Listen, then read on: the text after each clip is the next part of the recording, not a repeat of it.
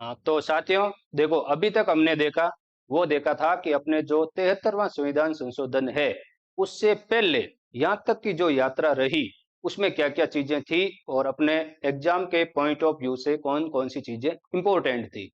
अब हम देखेंगे कि जो अपना 73वां संविधान संशोधन है, उसमें हमने ये भी देख लिया कि इसमें जोड़े हैं आर्टिकल 243 से लेकर के 243 ओ तक। अब हम एक-एक करके ये देखेंगे कि 243 ए में क्या है, बी में क्या है, सी में क्या है और ओ तक देखेंगे। ठीक है? तो अब सबसे पहले आर्टिकल 243 ए जो नया जोड़ा और सबसे पहला आर्टिकल, इसमें अपने आर्टिकल 243 ए में प्रावधान है ग्राम सभा का, ग्राम सभा।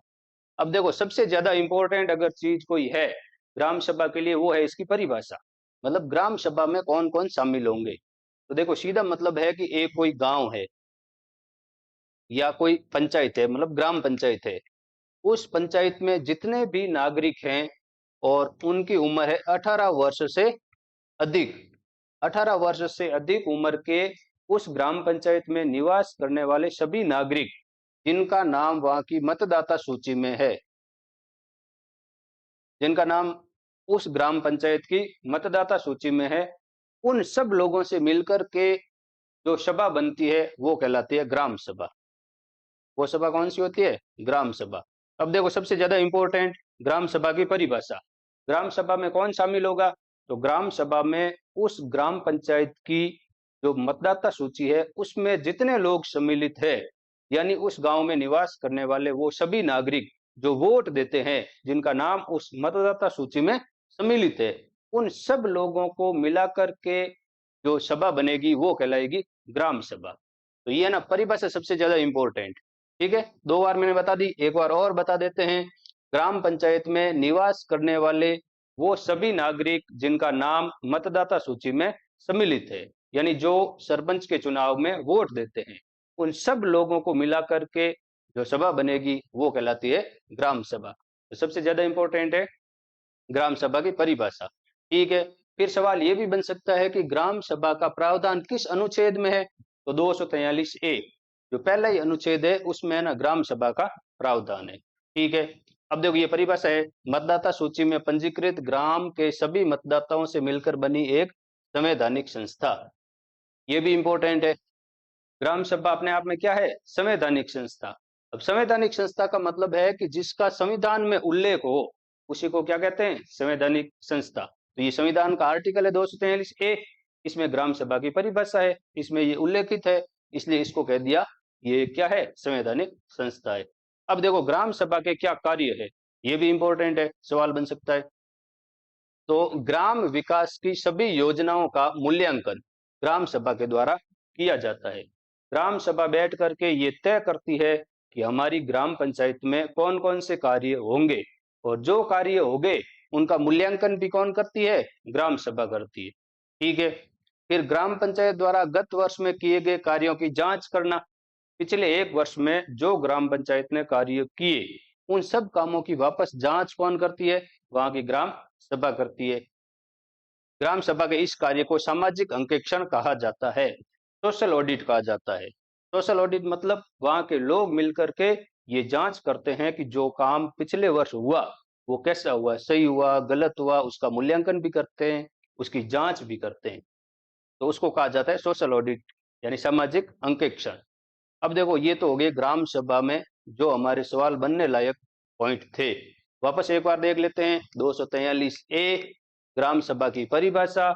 ग्राम सभा में उस गांव में निवास करने वाले सभी मतदाता जो वोट देते हैं वो सब लोग जब मिलते हैं तो ग्राम सभा बनती है। ठीक है, फिर ग्राम सभा के कार्य क्या है?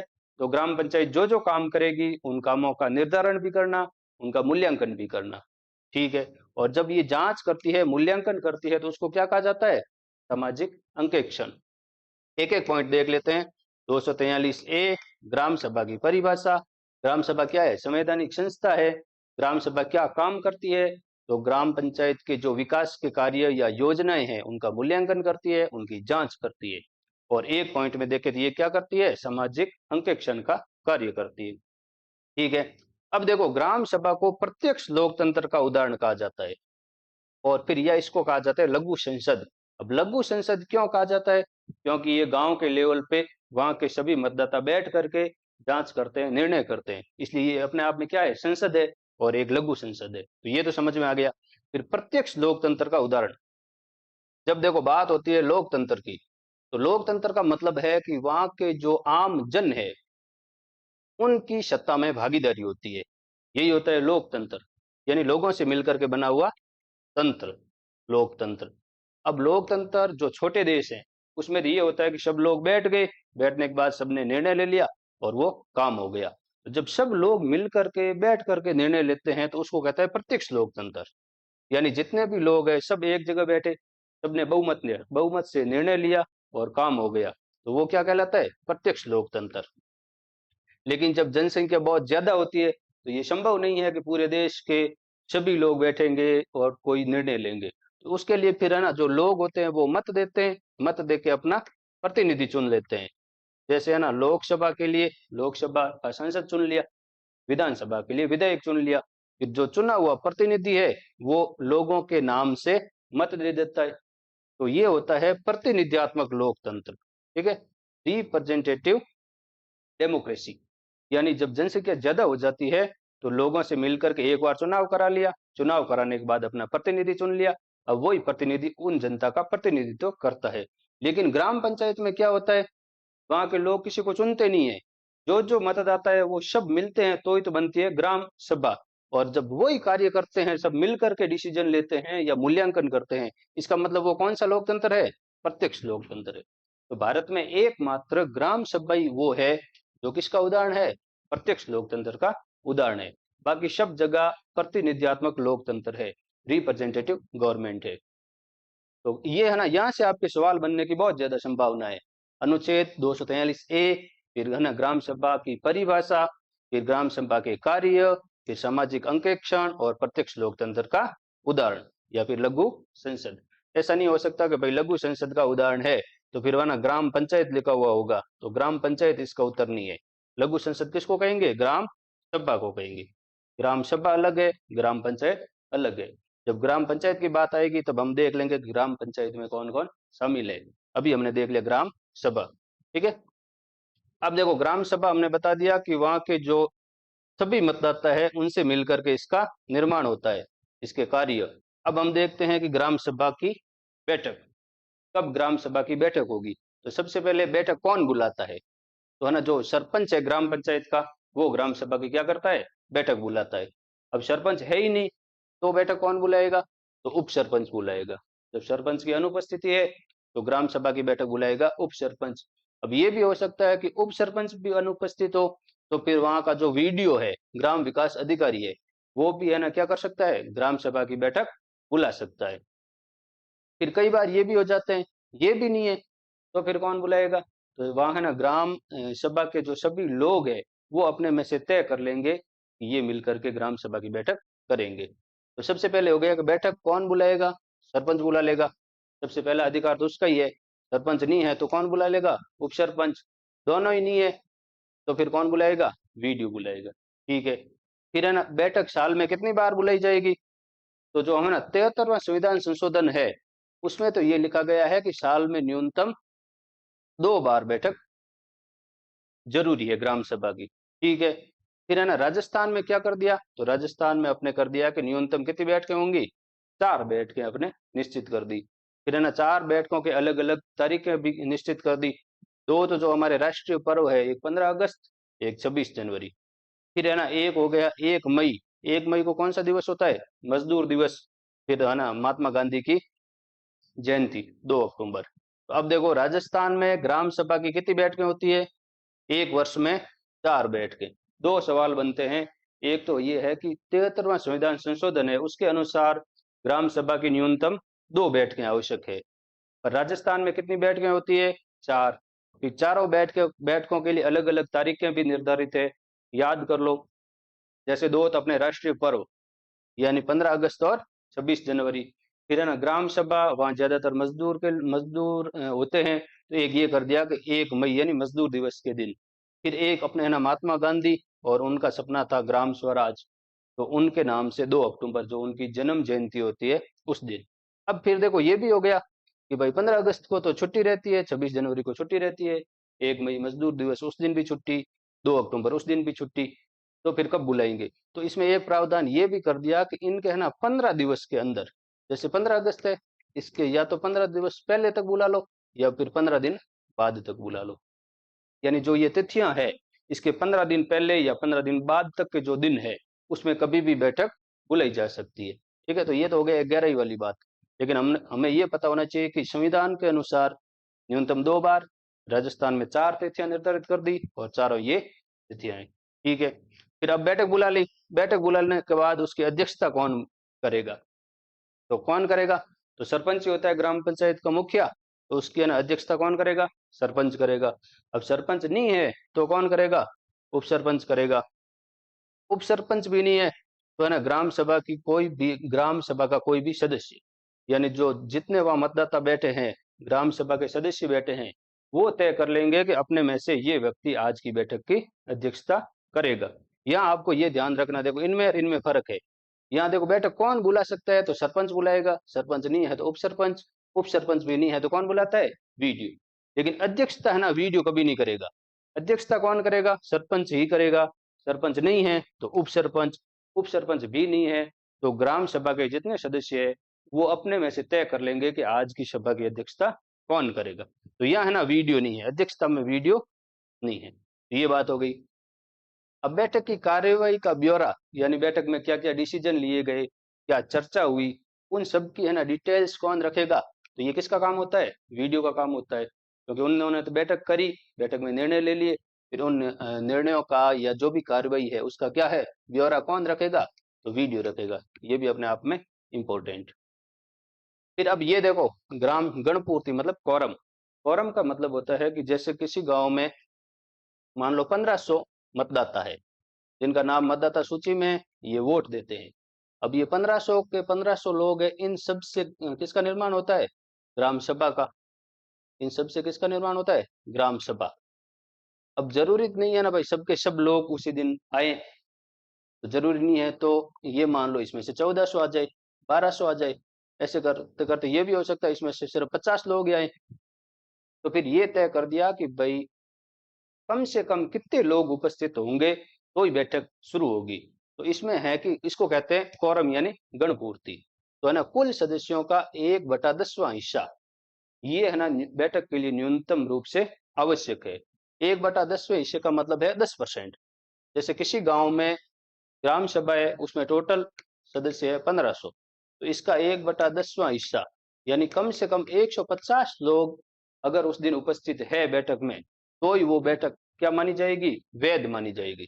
अगर 150 से कम लोग हैं तो वो बैठक अवैध मानी जाएगी, और इसको कहते हैं गणपूर्ति, कोरम। तो ग्राम सभा की गणपूर्ति कितनी होती है? कुल सदस्यों की 1/10वां हिस्सा। यदि गणपूर्ति पूरी नहीं होती है तो बैठक स्थगित कर दी जाती है। गणपूर्ति पूरी नहीं है तो अब बैठक नहीं होगी। और लगातार 3 बैठकों में गणपूर्ति न होने पर सरपंच को क्या दिया जाता है? नोटिस दिया जाता है। ठीक है, एक बार है ना ग्राम सभा बुलाई, लोग आए 150 से कम, 150 मतलब हम जैसे मान रहे ग्राम सभा में 1500 सदस्य है, तो मतलब 10% से कम लोग आए तो वो बैठक अवैध है, तो उसको स्थगित कर दिया। वापस बुलाई, फिर भी लोग नहीं आए 10%, फिर वापस बुलाई, ऐसे करके 3 बार नहीं आते हैं तो सरपंच को क्या दिया जाता है? नोटिस दिया जाता है। ठीक है, ये हो गया कोरम। अब जो अपने ग्राम सभा की बातें थी वो सारी पूरी हो गई। एक तो ग्राम सभा 243A, कौन कौन शामिल है, क्या काम है, सोशल ऑडिट है, और फिर क्या है? लघु संसद या प्रत्यक्ष लोकतंत्र का उदाहरण। फिर इसकी बैठक कौन बुलाता है? तो सरपंच, सरपंच नहीं है तो उप सरपंच, दोनों नहीं है तो वीडियो। बैठक की फिर कितनी बार बुलाई जाती है? तो संविधान में लिखा है न्यूनतम 2 बार। न्यूनतम 2 बार का मतलब है 2 बार तो बुलानी है, इससे अधिक कितनी भी बार हो सकती है। लेकिन राजस्थान में कितनी बार बुलाई जाती है? 4 बार, 4 दिन तय कर दिए। फिर बैठक बुला दी, बुलाने के बाद अध्यक्षता कौन करेगा? तो सरपंच करेगा। सरपंच नहीं है तो उप सरपंच नहीं है तो वो ग्राम सभा के लोग तय कर लेंगे कि आज की अध्यक्षता कौन करेगा। फिर कर ली, उन्होंने डिसीजन ले लिया, तो जो भी है ना निर्णय लिए, जो भी कार्रवाई हुई, उसका ब्यौरा कौन रखेगा? वीडियो रखेगा। फिर गणपूर्ति मतलब ग्राम सभा में कितने लोग कम से कम उपस्थित होने चाहिए। तो उसका ना 10% या 1/10वां हिस्सा अगर उपस्थित है तो ही वो ग्राम सभा की बैठक वैध मानी जाएगी। ठीक है। अब देखो कुछ ये विशेष प्रावधान अपने राजस्थान पंचायती राज अधिनियम 2011 है, उसमें दो चीजें और कर दी। एक संयुक्त बैठक करके है, उसके लिए गणपूर्ति है 5%। ठीक है। या फिर है ना 10 सदस्य, चाहे कितने ही सदस्य हो, अगर कम से कम 10 सदस्य आ गए तो भी वो बैठक हो जाएगी। या फिर है ना टोटल सदस्यों के 5% सदस्य उपस्थित हो गए तो भी बैठक हो जाएगी। विशेष बैठक, जैसे देखो ग्राम सभा 4 बार तो बैठक करेगी करेगी, फिर ये भी हो सकता है कि वो कोई विशेष बैठक करना चाहे, किसी भी दिन कितनी बार भी पूरे साल में कर सकती है। तो विशेष बैठक के लिए क्या जरूरी है, टोटल जो सदस्य है उसके 5% सदस्य अगर बैठ करके ये तय कर ले कि हम विशेष बैठक करेंगे तो वो विशेष बैठक भी कर सकते हैं। या फिर 25 सदस्य, जितने सदस्य हैं उसके 25 सदस्य बैठ करके तय कर ले कि हम है ना ग्राम सभा की एक विशेष बैठक बुलाएंगे, तो वो भी बुला सकते हैं। जैसे देखो हम ये मान लेते हैं कि एक ग्राम सभा में 1000 सदस्य है। अब या तो इसमें से ना 25 लोग बैठ करके तय कर ले तो भी विशेष बैठक बुलाई जा सकती है, या फिर 1000 का 5% निकालो, मतलब 50 सदस्य। तो या तो 50 सदस्य या 25 सदस्य, तो दोनों में से जो कम है तो 25, तो 25 लोग भी तय कर सकते हैं। फिर ऐसे हो गए, जैसे देखो 100 ही सदस्य है किसी पंचायत में, इसका 5% निकाले तो कितने हैं 5%, और इसका या फिर 25 सदस्य, तो इसमें कितने लोग शामिल होंगे तो भी सभा बुलाई जा सकती है। अगर 5 लोग शामिल हो गए, उन्होंने तय कर लिया, तो भी ग्राम सभा की बैठक बुलाई जा सकती है। तो ये हो गई एक विशेष बैठक, ये भी आपको ध्यान रखना है। विशेष बैठक में 5% या 25 सदस्य, दोनों में से जो भी कम है वो मिलकर के तय कर सकते हैं कि ग्राम सभा की विशेष बैठक बुलाई जाएगी। और विशेष बैठक साल में कितनी भी बार बुलाई जा सकती है। अब देखो आर्टिकल 243 ए पूरा हो गया सिर्फ ग्राम सभा के बारे में, और सबसे ज्यादा इंपॉर्टेंट भी है, यहाँ से सवाल बिल्कुल बनेगा। फिर है आर्टिकल 243 बी। ठीक है। बी में ये प्रावधान है कि पंचायतों की संरचना, यानी एक स्तरीय होगी, द्विस्तरीय होगी या त्रिस्तरीय। जैसे है ना बलवंत राय मेहता ने कहा था 3 स्तरीय होनी चाहिए, फिर अशोक मेहता ने कहा था द्विस्तरीय होनी चाहिए। तो इन्होंने ना ये प्रावधान कर दिया 243 बी में। और इसमें क्या कहा कि ना 20 लाख या इससे अधिक जनसंख्या वाले राज्य है तो वहां तो त्रिस्तरीय होगी। ऐसा कोई राज्य जिसकी टोटल जनसंख्या कितनी है 20 लाख से अधिक, तो वहां तो है ना पंचायती राज में 3 स्तर होंगे। 3 स्तर का मतलब जिला स्तर पे, खंड स्तर पे और ग्राम स्तर पे। यहाँ जैसे ग्राम पंचायत, यहाँ पंचायत समिति, और यहाँ क्या होगा जिला परिषद।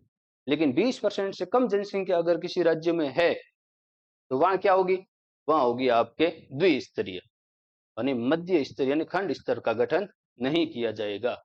अगर कोई ऐसा राज्य है जिसकी टोटल जनसंख्या 20 लाख से कम है तो फिर वहां है ना सिर्फ ग्राम पंचायत का गठन होगा, और फिर ग्राम पंचायत के बाद सीधा हो जाएगा जिला परिषद का। जिला परिषद, बीच का मतलब पंचायत समिति, यानी खंड स्तर पे कोई भी ये ना अपने पंचायती निकाय का गठन नहीं होगा। ये आपको 243 बी में क्या ध्यान रखना है, जनसंख्या वाला, यानी संरचना कैसी होगी। इसमें दो ही बातें हैं, मेन बात है 20 लाख जनसंख्या। इसकी जनसंख्या राज्य की कुल जनसंख्या, अगर 20 लाख से कम है तो दो ही स्तर होंगे, जिला और ग्राम। और अगर 20 लाख से अधिक जनसंख्या है तो जिला लेवल पे भी एक होगा, फिर पंचायत समिति और ग्राम पंचायत में, यानी त्रिस्तरीय होगा।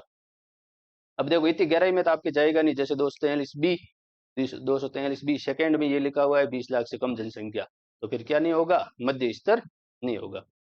अब देखो एक बात ये भी होती है कि जैसे दिल्ली है ना, दिल्ली में अभी तक क्या नहीं है, पंचायती राज व्यवस्था लागू नहीं है। एक सवाल ये भी बन सकता है कि किस राज्य में या केंद्र शासित प्रदेश में पंचायती राज व्यवस्था लागू नहीं है, तो दिल्ली में लागू नहीं है। अब देखो ऐसे है ना 3 राज्य है जहाँ क्या है, द्विस्तरीय पंचायती राज व्यवस्था है। ये सवाल है ना, संभावना कम है, फिर भी आपको पता होना चाहिए कि ऐसे कौन से 3 राज्य है जहाँ ना द्विस्तरीय पंचायती राज व्यवस्था है। तो गोवा, सिक्किम और मणिपुर।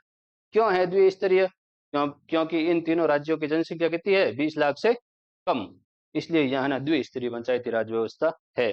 फिर 3 संघ शासित प्रदेश भी है जहाँ भी द्विस्तरीय पंचायती राज व्यवस्था है, जैसे दादर नगर हवेली, दमन दीव, पुडुचेरी और लक्षद्वीप। अब इन दोनों को मिलाकर के तो एक बना दिया, दादर एवं नगर हवेली, दमन और दीव, और एक दूसरा हो गया अपने केंद्र शासित प्रदेश पुडुचेरी, और तीसरा क्या हो गया, लक्षद्वीप। तो अब आपको ये ध्यान रखना है कि दिल्ली में तो कोई पंचायती राज व्यवस्था है ही नहीं। 3 राज्य है जिनकी जनसंख्या 20 लाख से कम है, तो वहाँ द्विस्तरीय पंचायती राज व्यवस्था है, गोवा, सिक्किम और मणिपुर। ये 3 ही केंद्र शासित प्रदेश है जहाँ द्विस्तरीय पंचायती राज व्यवस्था है। दादर नगर हवेली दमन दीव एक ही पंचायत, ये अपने यूटी हो गया, फिर दूसरा हो गया पुडुचेरी, और तीसरा क्या हो गया, लक्षद्वीप। ठीक है। फिर देखो कई बार ये पूछ लिया जाता है जैसे अलग अलग, ये है गांव का स्तर, ये है खंड स्तर, और ये है जिला स्तर। ठीक है। इसमें ना अलग अलग नाम है, जैसे क्षेत्र वाइज, राज्य वाइज। जैसे पंचायत समिति है, तो हम जैसे पंचायत समिति कहते हैं, खंड स्तर पे जो अपना पंचायत का निकाय है उसको क्या कहा जाता है, पंचायत समिति। तो वैसे है ना बिहार में भी, हरियाणा, हिमाचल प्रदेश, झारखंड, महाराष्ट्र, ओडिशा, पंजाब, राजस्थान, त्रिपुरा, पश्चिम बंगाल, अंडमान निकोबार और चंडीगढ़, यहाँ जो खंड स्तर का निकाय है उसका नाम क्या है, पंचायत समिति। वैसे वैसे असम में जो खंड स्तर का निकाय है उसको कहा जाता है आंचलिक समिति। ठीक है। छत्तीसगढ़ में उसको कहा जाता है जनपद पंचायत, मतलब खंड स्तर के निकाय का नाम। गुजरात और कर्नाटक में जो खंड स्तर का निकाय है उसका नाम क्या है, तालुका पंचायत। ये कई बार पूछा जाता है। ठीक है, तालुका पंचायत। जम्मू कश्मीर और लद्दाख, वहाँ जो है ना अपने यहाँ पंचायत समिति है, उस लेवल का वहाँ नाम क्या है, ब्लॉक विकास बोर्ड। उत्तर प्रदेश और उत्तराखंड में इसको कहा जाता है क्षेत्र पंचायत। पुडुचेरी में कम्यून पंचायत, तमिलनाडु में पंचायत यूनियन काउंसिल, और मध्य प्रदेश में जनपद समिति। है ना, ज्यादा इंपॉर्टेंट नहीं है लेकिन एक दो बार पूछा गया है। तो एक तो ये ध्यान रख लो, गुजरात कर्नाटक में इसको कहा जाता है तालुका पंचायत, और मध्य प्रदेश में क्या कहा जाता है, जनपद समिति, और तमिलनाडु में पंचायत यूनियन काउंसिल, और बाकी पंचायत समिति इतने राज्यों में इसका नाम है, मतलब खंड स्तर के निकाय का। ठीक है। अब हम देखते हैं आर्टिकल 243 सी, यानी पंचायतों का गठन या चुनाव। गठन या चुनाव हमने देख लिया, त्रिस्तरीय पंचायती राज। पहला स्तर ग्राम, मध्यवर्ती और जिला, यानी ग्राम पंचायत, पंचायत समिति और जिला परिषद। अब इसके जो सदस्य है और अध्यक्ष है उसका चुनाव कैसे होगा, ये लिखा हुआ है आर्टिकल 243 सी में। तो देखो, ग्राम पंचायत के जो सदस्य यानी जो वार्ड पंच होंगे उनका चुनाव होगा प्रत्यक्ष। प्रत्यक्ष का मतलब है कि सीधा एक व्यक्ति एक क्षेत्र से अपना नामांकन भरेगा, चुनाव का उम्मीदवार होगा, और मतदाता उसको सीधा वोट देंगे। ठीक है। फिर आना उसका अध्यक्ष। अब ग्राम पंचायत का अध्यक्ष कौन होता है, वहां का सरपंच। सरपंच का चुनाव कैसे होगा, ये सवाल है ना, बहुत ज्यादा इंपॉर्टेंट है। सरपंच का चुनाव कैसे होगा, तो जो है ना 73वां संविधान संशोधन है उसमें तो लिखा गया है कि ये ऐच्छिक प्रावधान है। ऐच्छिक का मतलब है कि वहां की राज्य की विधान मंडल ये तय करेगी कि सरपंच का चुनाव कैसे होगा। कैसे होगा का मतलब है कि प्रत्यक्ष होगा या अप्रत्यक्ष, प्रत्यक्ष या अप्रत्यक्ष। प्रत्यक्ष का मतलब, जैसे एक ए नाम की ग्राम पंचायत है, वहां है ना एक व्यक्ति है जिसका नाम बी है, एक व्यक्ति जिसका नाम सी है, एक व्यक्ति जिसका नाम डी है, तीनों वहां के उम्मीदवार बन गए सरपंच के। ठीक है। अब प्रत्यक्ष का मतलब है इनको सीधा जनता वोट देगी। जनता क्या करेगी, वहां के जो मतदाता है वो इनको वोट देंगे। जैसे बी को दे दिया कुछ लोगों ने वोट, कुछ लोगों ने सी को दे दिया, और कुछ लोगों ने किसको दे दिया, डी को। अब जिसको सबसे ज्यादा वोट मिलेंगे वो सरपंच बन जाएगा। जैसे सी को सबसे ज्यादा वोट मिले तो सी क्या बन गया, सरपंच, मतलब उस ग्राम का अध्यक्ष जिसको सरपंच कहा जाता है। ठीक है, ये हो गया प्रत्यक्ष। अब एक तरीका होता है अप्रत्यक्ष, जैसे इसमें है पंचायत समिति और जिला परिषद के अध्यक्ष में। अप्रत्यक्ष का मतलब है, जैसे एक गांव है उसमें 9 वार्ड है, 9 वार्ड मतलब 9 सदस्य, 9 सदस्य। जैसे ए वार्ड, बी वार्ड, सी वार्ड। ए वार्ड में 2 कैंडिडेट थे, 1 नंबर 2 नंबर। लोगों ने है ना इनको वोट दिए, जिसको सबसे ज्यादा वोट मिला, जैसे इसको सबसे ज्यादा वोट मिला तो ये 2 नंबर है ना ए वार्ड का क्या हो गया, सदस्य हो गया। ऐसे कैसे बी वार्ड का भी एक सदस्य चयनित हो जाएगा, सी का हो जाएगा, डी का हो जाएगा। तो टोटल वार्ड कितने हैं, 9। तो लोगों ने 9 अलग अलग वार्डों में अपने जो वार्ड का प्रतिनिधि था यानी जो उम्मीदवार था उसको वोट दिया। सबसे ज्यादा जिसको वोट मिले वो वहां का क्या बन गया, वार्ड पंच बन गए। अब ये 9 के 9 वार्ड पंच मिलकर के तय करेंगे कि हम में से सरपंच कौन बनेगा। तो फिर इसमें से ना 2-3 जने, जैसे ना ए, बी और डी, ये उम्मीदवार बन गए सरपंच के। तो फिर 9 के 9 लोग वोट देंगे इनको। जिनको सबसे ज्यादा वोट मिलेंगे वो क्या बन जाएगा वहां का सरपंच। तो ये तरीका होता है अप्रत्यक्ष। तो अब है ना प्रत्यक्ष और अप्रत्यक्ष हमें समझ में आ गया क्या होते हैं। तो अब देखो ये वापस देख लेते हैं। सबसे ज्यादा इंपॉर्टेंट है सरपंच वाला, यानी ग्राम सभा का जो अध्यक्ष है उसका चुनाव कैसे होगा। तो जो हमारा संविधान संशोधन है 73वां, उसमें तो है कि ये ऐच्छिक प्रावधान है। ऐच्छिक प्रावधान का मतलब है कि राज्य की विधानसभा के ऊपर छोड़ दिया। जैसे राजस्थान की विधानसभा तय करेगी कि राजस्थान में सरपंच का चुनाव प्रत्यक्ष होगा या अप्रत्यक्ष। तो राजस्थान में अपने तय कर रखा है कि प्रत्यक्ष होगा। कैसे होगा? प्रत्यक्ष। अपने यहाँ जो सरपंच के उम्मीदवार है उनको सीधे जनता वोट देती है। फिर जैसे मान लो किसी और राज्य ने तय कर दिया कि हमारे यहाँ तो कैसे होगा, अप्रत्यक्ष होगा। इसका मतलब पहले वहां वार्ड पंचों का चुनाव होगा, फिर वार्ड पंच मिल करके अपने में से एक सरपंच का चुनाव करेंगे। जैसे प्रधानमंत्री का चुनाव ऐसे ही होता है, प्रत्यक्ष थोड़ी होता है, वो क्या होता है, अप्रत्यक्ष। जनता किसको चुनती है? लोकसभा के सदस्यों को। लोकसभा सदस्यों को जनता ने है ना लोकसभा के सदस्य चुन लिए। जैसे वर्तमान में प्रधानमंत्री कौन है? नरेंद्र मोदी। ये भी एक अपने आप में क्या है, लोकसभा के सदस्य है। यानी वाराणसी, वाराणसी एक लोकसभा क्षेत्र है, वहां के ये उम्मीदवार थे, जनता ने इनको क्या बना दिया, लोकसभा सदस्य। फिर पूरे भारत में जितने लोकसभा के सदस्य थे उसमें जो बहुमत था उन्होंने तय कर दिया कि हमारा प्रधानमंत्री कौन होगा, तो इनको सबने वोट दिया, तो ये अपने आप में क्या हो गए, प्रधानमंत्री। मतलब अप्रत्यक्ष तरीका। वैसे के वैसे अपने इनमें भी है ना पंचायतों में भी होता है प्रत्यक्ष या अप्रत्यक्ष तरीका। तो पहली बात हो गई, ग्राम पंचायत के सदस्य है वो तो प्रत्यक्ष होंगे, लेकिन अध्यक्ष क्या होगा, वो भी प्रत्यक्ष होगा। और राजस्थान में विधानसभा ने तय कर लिया प्रत्यक्ष होगा। यहाँ से दो सवाल है कि 73वां संविधान संशोधन तो कहता है कि ये ऐच्छिक प्रावधान है, यानी राज्य की विधायिका तय करेगी कि सरपंच का चुनाव प्रत्यक्ष होगा या अप्रत्यक्ष। और फिर राजस्थान में विधायिका ने तय कर दिया कि हमारे यहाँ चुनाव सरपंच का क्या होगा, प्रत्यक्ष होगा। ठीक है। फिर मध्यवर्ती स्तर यानी पंचायत समिति, वहां के जो सदस्य है उनका चुनाव प्रत्यक्ष। जैसे एक पंचायत समिति, उसमें है ना जैसे 15 वार्ड है, तो 15 वार्डों के जो सभी सदस्य है उनका चुनाव प्रत्यक्ष। फिर ये 15 सदस्य चयनित हो गए, ये अपने में से एक प्रधान का चुनाव करेंगे, यानी पंचायत समिति का जो मुखिया होगा, अध्यक्ष होगा, उसका चुनाव ये करेंगे। तो प्रधान का चुनाव है ना जनता सीधे नहीं कर रही है, इसका चुनाव चयनित सदस्य कर रहे हैं। इसका मतलब ये चुनाव कैसा हो गया, अप्रत्यक्ष। तो है ना पंचायत समिति का जो अध्यक्ष होता है उसका चुनाव अप्रत्यक्ष। ऐसे कैसे जो जिला परिषद है उसके सदस्यों का चुनाव प्रत्यक्ष होता है, लेकिन उसका जो अध्यक्ष है उसका चुनाव क्या होता है, अप्रत्यक्ष। और जिला परिषद का जो मुखिया होता है या अध्यक्ष होता है उसको कहते हैं जिला प्रमुख। ठीक है। तो ये होता है अपने यहाँ प्रधान, पंचायत समिति का मुखिया प्रधान, और जिला परिषद का मुखिया होता है जिला प्रमुख, और ग्राम पंचायत का मुखिया होता है सरपंच। तो सदस्य है उनके तीनों के चुनाव प्रत्यक्ष। ये होता है वार्ड पंच, ये पंचायत समिति सदस्य, और ये होता है जिला परिषद का सदस्य। फिर है ना इस सरपंच का चुनाव प्रत्यक्ष, प्रधान और जिला प्रमुख का चुनाव अप्रत्यक्ष। ठीक है। तो ये ध्यान रखना इनके चुनाव कैसे होते हैं। ठीक है। फिर देखो एक प्रावधान ये भी है कि राज्य का जो विधानमंडल है वो तय करेगा कि ग्राम पंचायत, पंचायत समिति और जिला परिषद में जो है ना एमएलए है या एमपी है उनकी क्या भूमिका होगी। ये भी क्या प्रावधान है, ऐच्छिक प्रावधान है।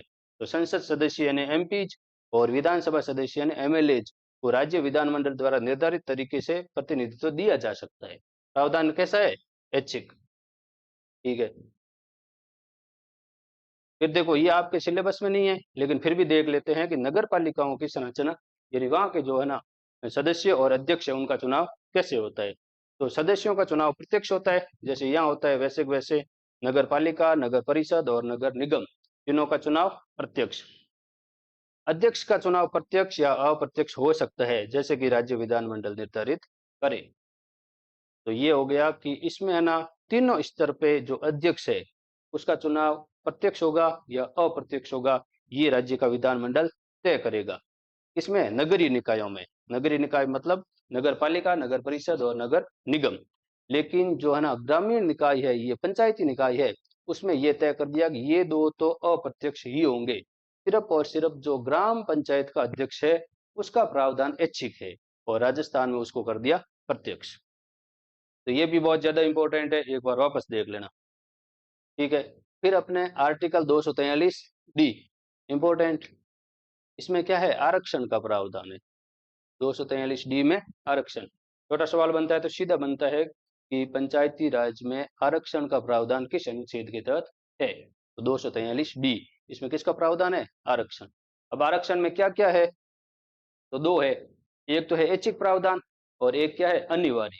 अनिवार्य का मतलब है कि 43वें संविधान संशोधन के माध्यम से संविधान में लिख दिया ये चीज तो सभी राज्यों को करनी है। फिर कुछ चीजें ये बता दी कि वहां का विधानमंडल है वो अपने हिसाब से तय करेगा। तो जो विधानमंडल के ऊपर छोड़ दिया वो तो है ऐच्छिक प्रावधान, जो सबके लिए अनिवार्य कर दिया वो है अनिवार्य प्रावधान। तो इसके बारे में आरक्षण है, इसके बारे में भी ये चीजें हैं। जो एससी और एसटी की जनसंख्या है उनके अनुपात में उनको आरक्षण दिया जाएगा। जैसे किसी राज्य में एससी के 10% लोग रहते हैं तो टोटल आरक्षण में से 10% आरक्षण एससी को दिया जाएगा। 15% एसटी है तो 15% आरक्षण किसका होगा, एसटी का।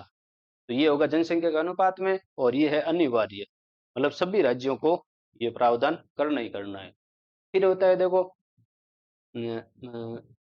नंबर 2 आता है ओबीसी का आरक्षण। ओबीसी का आरक्षण है, ये है ऐच्छिक प्रावधान। ऐच्छिक प्रावधान का मतलब है कि प्रत्येक राज्य का विधान मंडल ये तय करेगा कि ओबीसी को आरक्षण देना है या नहीं देना है। ठीक है, तो आरक्षण की बात होगी कैटेगरी वाइज, एससी एसटी अनिवार्य सब राज्यों को देना है, और ओबीसी का आरक्षण वहां का राज्य तय करेगा, राज्य का विधानमंडल तय करेगा कि आरक्षण देना है या नहीं देना है। ठीक है, अब इसके अलावा देखो एक राज्य भारत में ऐसा है, अरुणाचल प्रदेश, वहां अनुसूचित जातियों को आरक्षण नहीं है। बाकी सभी राज्यों में अनुसूचित जातियों को आरक्षण है, लेकिन अरुणाचल प्रदेश में अनुसूचित जातियों के लिए कोई आरक्षण नहीं है। जैसे दिल्ली में पंचायती राज व्यवस्था नहीं है, वैसे अरुणाचल प्रदेश में अनुसूचित जातियों के लिए आरक्षण नहीं है। अब ये है ना, कब प्रावधान किया, तो 83वां संविधान संशोधन 2000 के द्वारा ये प्रावधान किया। अब तीसरी बात है महिलाओं के लिए आरक्षण।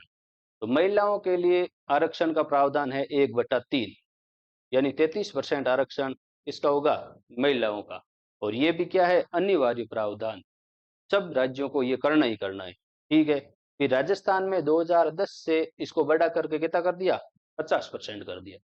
2010 से राजस्थान में महिलाओं को पंचायतों में कितना आरक्षण है, 50%, मतलब टोटल जितने पद है उसमें से आधे पद किसके होंगे, महिलाओं के लिए रिजर्व होंगे। ठीक है, अब मध्य प्रदेश महिलाओं को 50% आरक्षण देने वाला पहला राज्य था।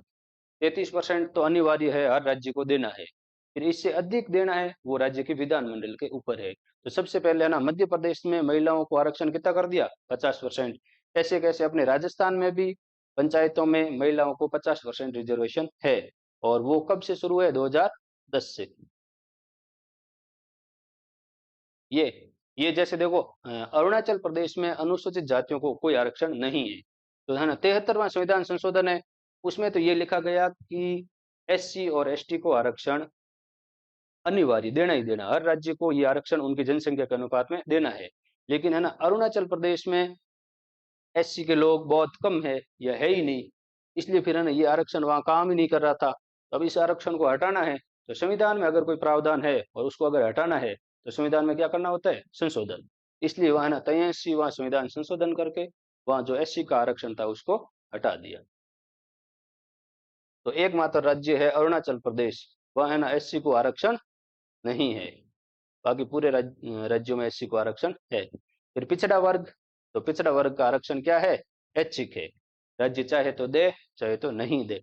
लेकिन राजस्थान में राज्य ने ओबीसी को आरक्षण दे दिया जनसंख्या के अनुपात में, 21% जनसंख्या मानी गई है और 21% आरक्षण। और कब से दिया, 1999 से। तो दो बातें हो गई, महिलाओं को राजस्थान में 50% आरक्षण 2010 से, ओबीसी को राजस्थान में 21% पर आरक्षण 1999 से। ये दोनों क्या है, ऐच्छिक प्रावधान है। ठीक है, अब देखो एक ये भी बात है, थोड़ी गहरी है, कि पंचायती राज संस्थाओं में एससी और एसटी को दिया गया आरक्षण अनुच्छेद 334 के अधीन लागू होगा। अब अनुच्छेद 334, इसमें यह प्रावधान है कि जो एससी एसटी और एंग्लो इंडियन है, इनको जो रिजर्वेशन दिया गया है, चाहे लोकसभा में हो चाहे विधानसभा में हो। वो जब है ना हमारा संविधान लागू हुआ था 26 जनवरी 1950, तो उस समय 334 में लिखा गया था कि ये 10 वर्षों के लिए आरक्षण है। कितने वर्षों के लिए? 10 वर्षों के लिए। फिर इसको है ना बढ़ाते गए, जैसे है ना 25 जनवरी 1960 आया तो इसको वापस बढ़ा दिया और 10 वर्षों के लिए। तो यहाँ क्या लिख दिया कि ये 20 वर्षों के लिए है। फिर आगे लिख दिया 30 वर्षों के लिए है। ऐसे करते करते अपने है ना 25 जनवरी 2020 यहाँ से इस आरक्षण को बढ़ा करके कितना कर दिया, 104वां संविधान संशोधन करके, और इस तारीख को बढ़ा करके कर दिया है 26 जनवरी 2030। ठीक है, कहने का मतलब है 334 के तहत ये लिखा गया था कि विधानसभा या संसद में जो SC ST और एंग्लो इंडियन को रिजर्वेशन है वो 10 वर्षों के लिए है। यानी वहां लिखा गया था कि 25 जनवरी 1960 तक लागू रहेगा। फिर है ना संविधान में संशोधन करते गए, हर 10 वर्ष इसको बढ़ाते चले गए। तो सबसे अंत में संविधान में संशोधन किया था 104वां, जिसमें इस आरक्षण को बढ़ा करके कब तक कर दिया, 26 जनवरी 2030 तक। फिर इसमें एक बात और कर दी।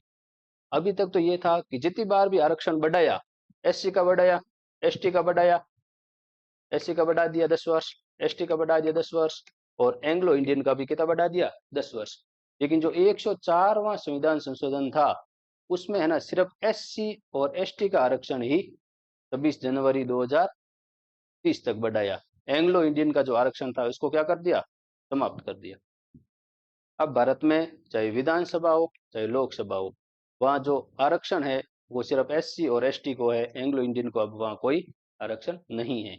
तो यहाँ ये है कि पंचायती राज संस्थाओं में अनुसूचित जाति और जनजाति को दिए गए आरक्षण भी किसके अधीन है, 334 के अधीन है। यानी इसको हर 10 वर्ष बाद बढ़ाना पड़ता है। अगर नहीं बढ़ाते हैं तो ये आरक्षण क्या हो जाएगा, समाप्त हो जाएगा। लेकिन महिला आरक्षण पर ये बात लागू नहीं होती है। महिलाओं को जो 1/3 रिजर्वेशन है वो हमेशा लागू रहेगा, इसको बढ़ाने की आवश्यकता नहीं है। अब देखो आर्टिकल 243 ई कितने नंबर पे आते हैं, 5 नंबर पे आता है ABCD E। इसका मतलब है पंचायतों का कार्यकाल, और कार्यकाल कितने वर्ष होगा, 5 वर्ष। ऐसे याद रख लेना, ई मतलब 5, 5 मतलब 5 वर्ष उनका क्या है, कार्यकाल। तो पंचायतों का कार्यकाल कितना होगा, 5 वर्ष। ग्राम पंचायत का गठन हुआ, चुनाव होते उसकी पहली बैठक होती है, उस बैठक के दिन से लेकर के 5 वर्ष तक उनका कार्यकाल रहेगा। किसी पंचायत का गठन करने के लिए निर्वाचन। अब देखो किसी पंचायत का गठन हो गया, पहली बैठक हो गई, बैठक की तारीख से 5 वर्ष तक उसका कार्यकाल हो गया। लेकिन कई बार ये भी हो जाता है, वो है ना पंचायत भंग हो गई, तो उसमें क्या होगा, तो कार्यकाल समाप्ति से पूर्व चुनाव आवश्यक है। एक तो बात ये हो गई कि 5 वर्ष समाप्त हो रहे हैं, उससे पहले पहले राज्य निर्वाचन आयोग को क्या कराना होगा, पंचायतों का चुनाव कराना होगा। और इसमें ये होता है कि जो राज्य निर्वाचन आयोग है उसको पावर होती है कि वो अंतिम के 6 महीने हैं उसमें कभी भी चुनाव करा सकता है। जैसे है ना एक पंचायत का कार्यकाल 5 वर्ष है, लेकिन 4.5 वर्ष के बाद वो कभी भी चुनाव करा सकते हैं, इसको कभी भी भंग किया जा सकता है। मतलब 6 महीने की पावर किसके पास होती है, राज्य चुनाव आयोग के पास। ठीक है, फिर अब ये देखो कार्यकाल समाप्ति से पूर्व चुनाव आवश्यक है। ऐसा नहीं होना चाहिए कि 5 वर्ष पूरे हो गए और चुनाव हुए ही नहीं, ये आवश्यक है। फिर है ना कोई पंचायती निकाय है वो भंग हो गया, यानी उसको अविश्वास के माध्यम से वहाँ के जो अध्यक्ष है उसको हटा दिया, तो उस स्थिति में क्या होगा, 6 माह के भीतर चुनाव कराना अनिवार्य है। कार्यकाल तो 5 वर्ष है, लेकिन जैसे 2 साल बाद ही कोई पंचायत भंग हो गई तो अब है ना 2 साल और 6 महीने के अंदर अंदर वापस वहाँ चुनाव कराना आवश्यक है। ठीक है, अगर कार्यकाल 6 माह से कम बचा है, जैसे है ना किसी पंचायत का कार्यकाल 5.5 वर्ष 4.5 वर्ष पूरा हो गया, अब वो भंग हो गई, अब मतलब इसका बचा हुआ कार्यकाल कितना था, 6 महीने बचा हुआ था, इसका मतलब अब वहाँ चुनाव कराना अनिवार्य नहीं है। अब जब सब पंचायतों के चुनाव होंगे तो उसी समय इसका भी चुनाव हो जाएगा। मतलब अगर सिर्फ 6 माह का कार्यकाल बचा है तो वहाँ चुनाव कराना अनिवार्य नहीं है।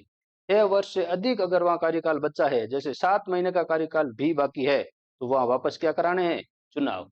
और कब तक कराने हैं, 6 माह के अंदर अंदर चुनाव कराने हैं। जिस तारीख को भंग हुई उससे 6 महीने के अंदर अंदर वापस क्या कराने हैं, चुनाव कराने। और फिर ये भी होता है, जैसे ना कोई पंचायत थी वो 2 साल बाद भंग हो गई। भंग हो गई इसका मतलब 6 महीने के अंदर अंदर वहां क्या कराने हैं, चुनाव कराने हैं। फिर चुनाव होंगे तो नई पंचायत का गठन होगा। अब नई पंचायत ये नहीं है कि 2 साल पहले हो गए, अब बचे हुए साल कितने थे, 3। उनका चुनाव 3 वर्ष के लिए नहीं होगा, उसका चुनाव वापस कितने वर्ष के लिए होगा, 5 वर्ष के लिए होगा। मतलब जब भंग हो गई पंचायत तो वापस चुनाव होंगे तो वापस कितने साल के लिए होंगे, 5 वर्ष के लिए होंगे, बचे हुए कार्यकाल के लिए नहीं होंगे। ये प्रावधान सिर्फ किसमें है, अपने इसमें है पंचायतों में। ठीक है, पूरे 5 वर्ष के लिए चुनाव।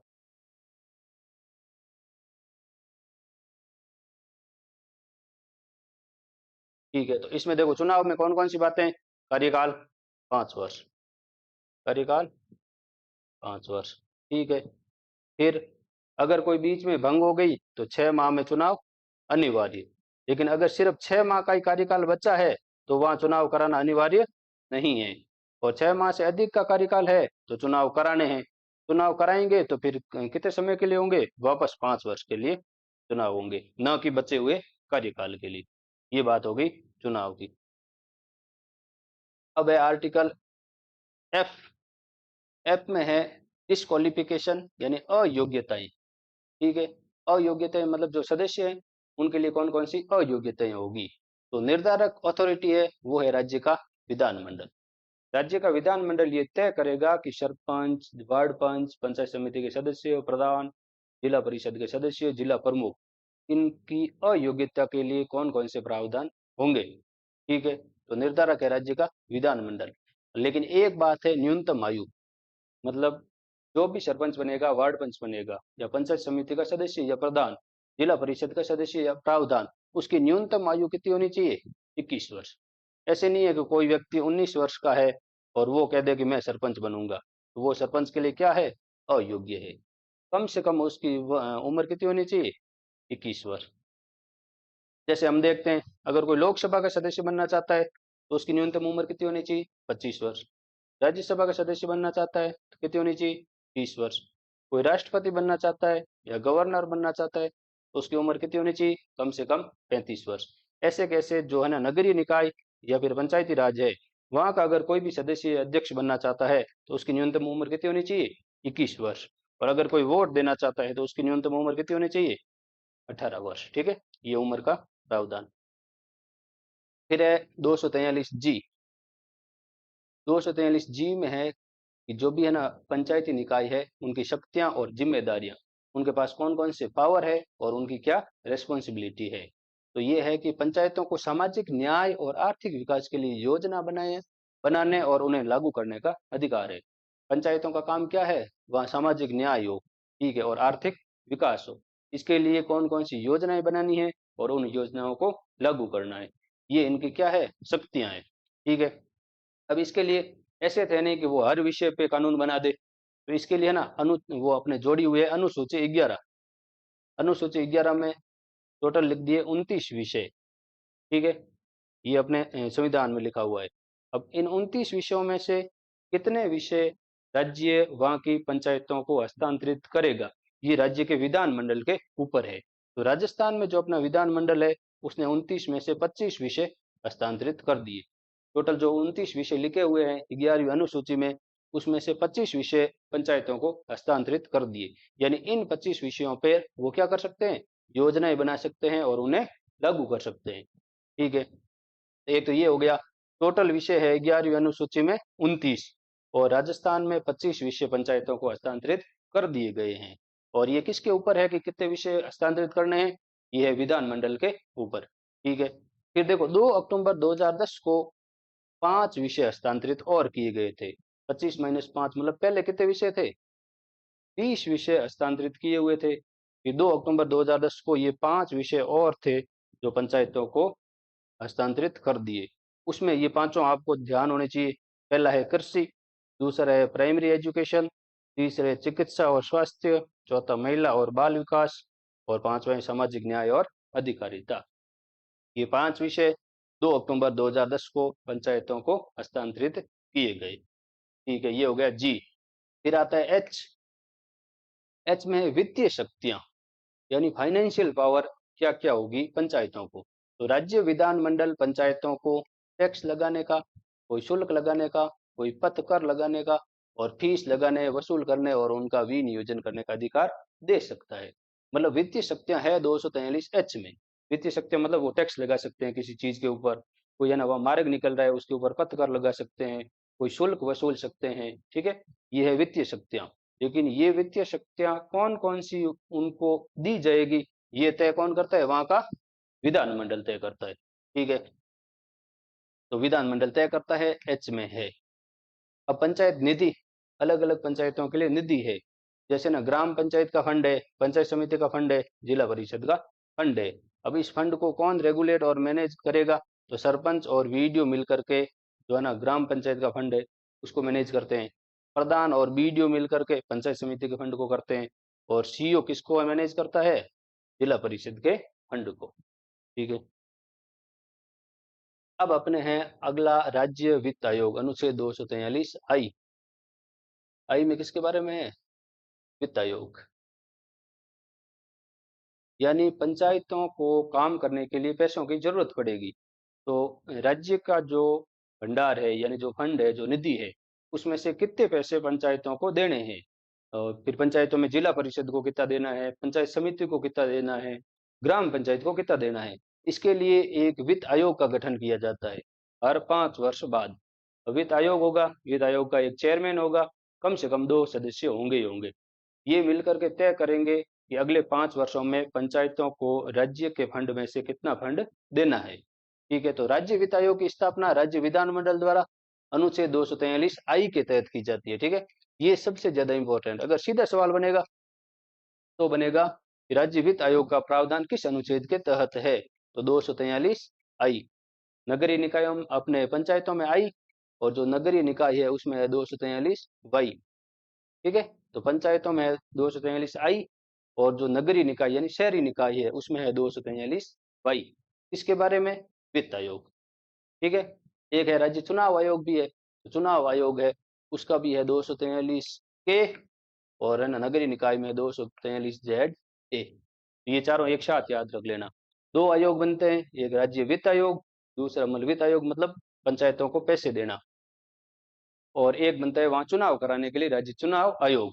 इनका प्रावधान किस अनुच्छेद के तहत है, तो एक तो है अपना 73वें संविधान में थे पंचायतें, और 74वें संविधान में है शहरी निकाय, ठीक है। तो इन दोनों के लिए अलग अलग प्रावधान है। पंचायतों के लिए वित्त आयोग 243 शहरों के लिए नगरीय निकाय के लिए 243 जब बात होगी अपने चुनाव आयोग की, तो चुनाव आयोग नगर पंचायतों के लिए 243 और शहरी निकाय के लिए 243 ठीक है। सीधे सवाल तो ये हो गए किस अनुच्छेद के तहत इनका प्रावधान है। अब क्या क्या बातें हैं, तो इसका गठन हर 5 वर्ष में राज्यपाल करता है। राज्य वित्त आयोग होगा, उसके सदस्य और अध्यक्ष उनकी नियुक्ति राज्यपाल करेगा, ठीक है। हर 5 वर्ष बाद करेगा, ठीक है। इसमें अध्यक्ष और अन्य सदस्य मतलब 4 से अधिक नहीं। ये है 73वें संविधान संशोधन में कि एक तो उसका अध्यक्ष होगा, और सदस्य कितने होंगे, तो इन्होंने लिख दिया अधिकतम 4 होंगे, 4 से अधिक नहीं हो सकते। आप 3 भी कर सकते हो, 2 भी कर सकते हो, 1 भी कर सकते हो, ठीक है। तो है ना अधिक से अधिक 4 सदस्य होंगे और एक उसका क्या होगा, अध्यक्ष होगा।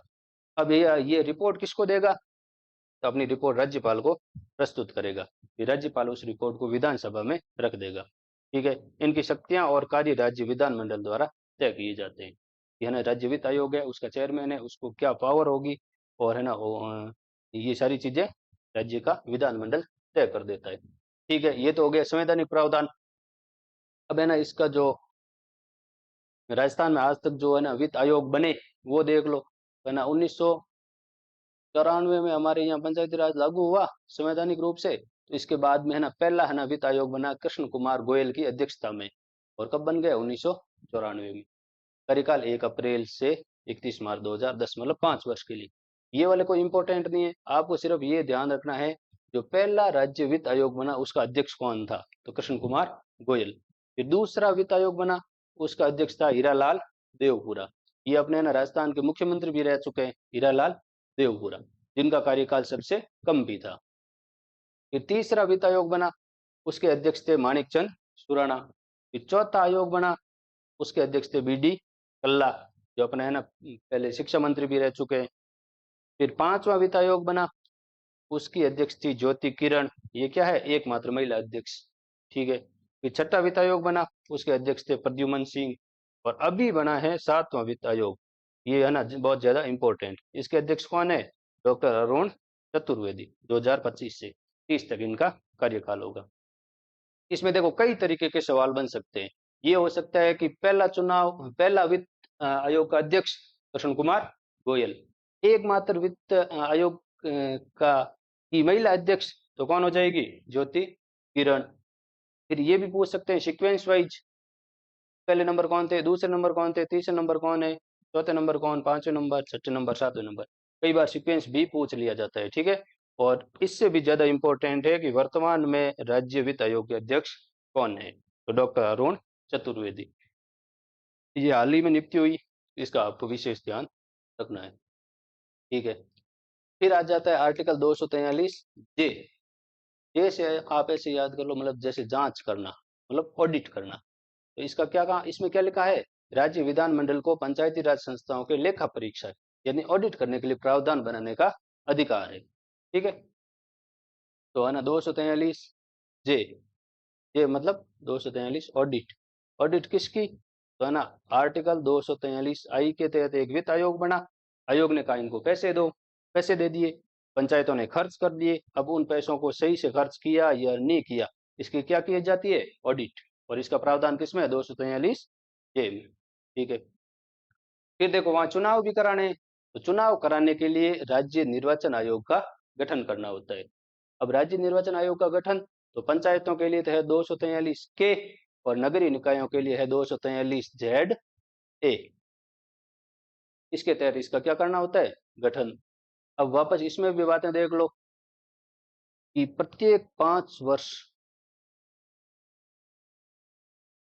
के लिए लगभग ये होते हैं, बाकी जरूरी नहीं, इनका कार्यकाल कम भी हो सकता है। ठीक है। अब हम बड़ी बड़ी बातें देखते हैं, जैसे अपने 73वां संविधान संशोधन लागू हुआ था 1994 में। तो उससे पहले है ना 1960 से लेकर के 1994 तक 5 बार चुनाव हुए थे। पंचायती राज व्यवस्थाओं के कितनी बार चुनाव हुए, 5 बार।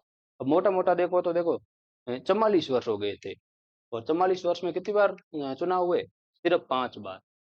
तो इसका मतलब हर 5 वर्ष बाद चुनाव नहीं होते थे। क्यों नहीं होते थे, क्योंकि संविधान में ऐसा कोई भी लिखा हुआ अनुच्छेद था नहीं, तो ये राज्यों के ऊपर बाध्यकारी नहीं था।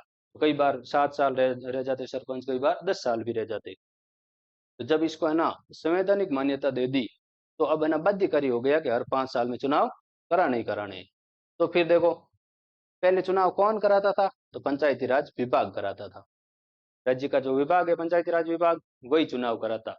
इसके ऊपर कोई बाध्यता नहीं थी कि हर 5 साल में चुनाव कराने हैं। ठीक है। फिर 73वां संविधान संशोधन लागू हो गया 1994 से, तो 1994 से 2020 तक इसने करा दिए अपने 6 बार चुनाव। ठीक है। और ये कौन करा रहा है, राज्य निर्वाचन आयोग।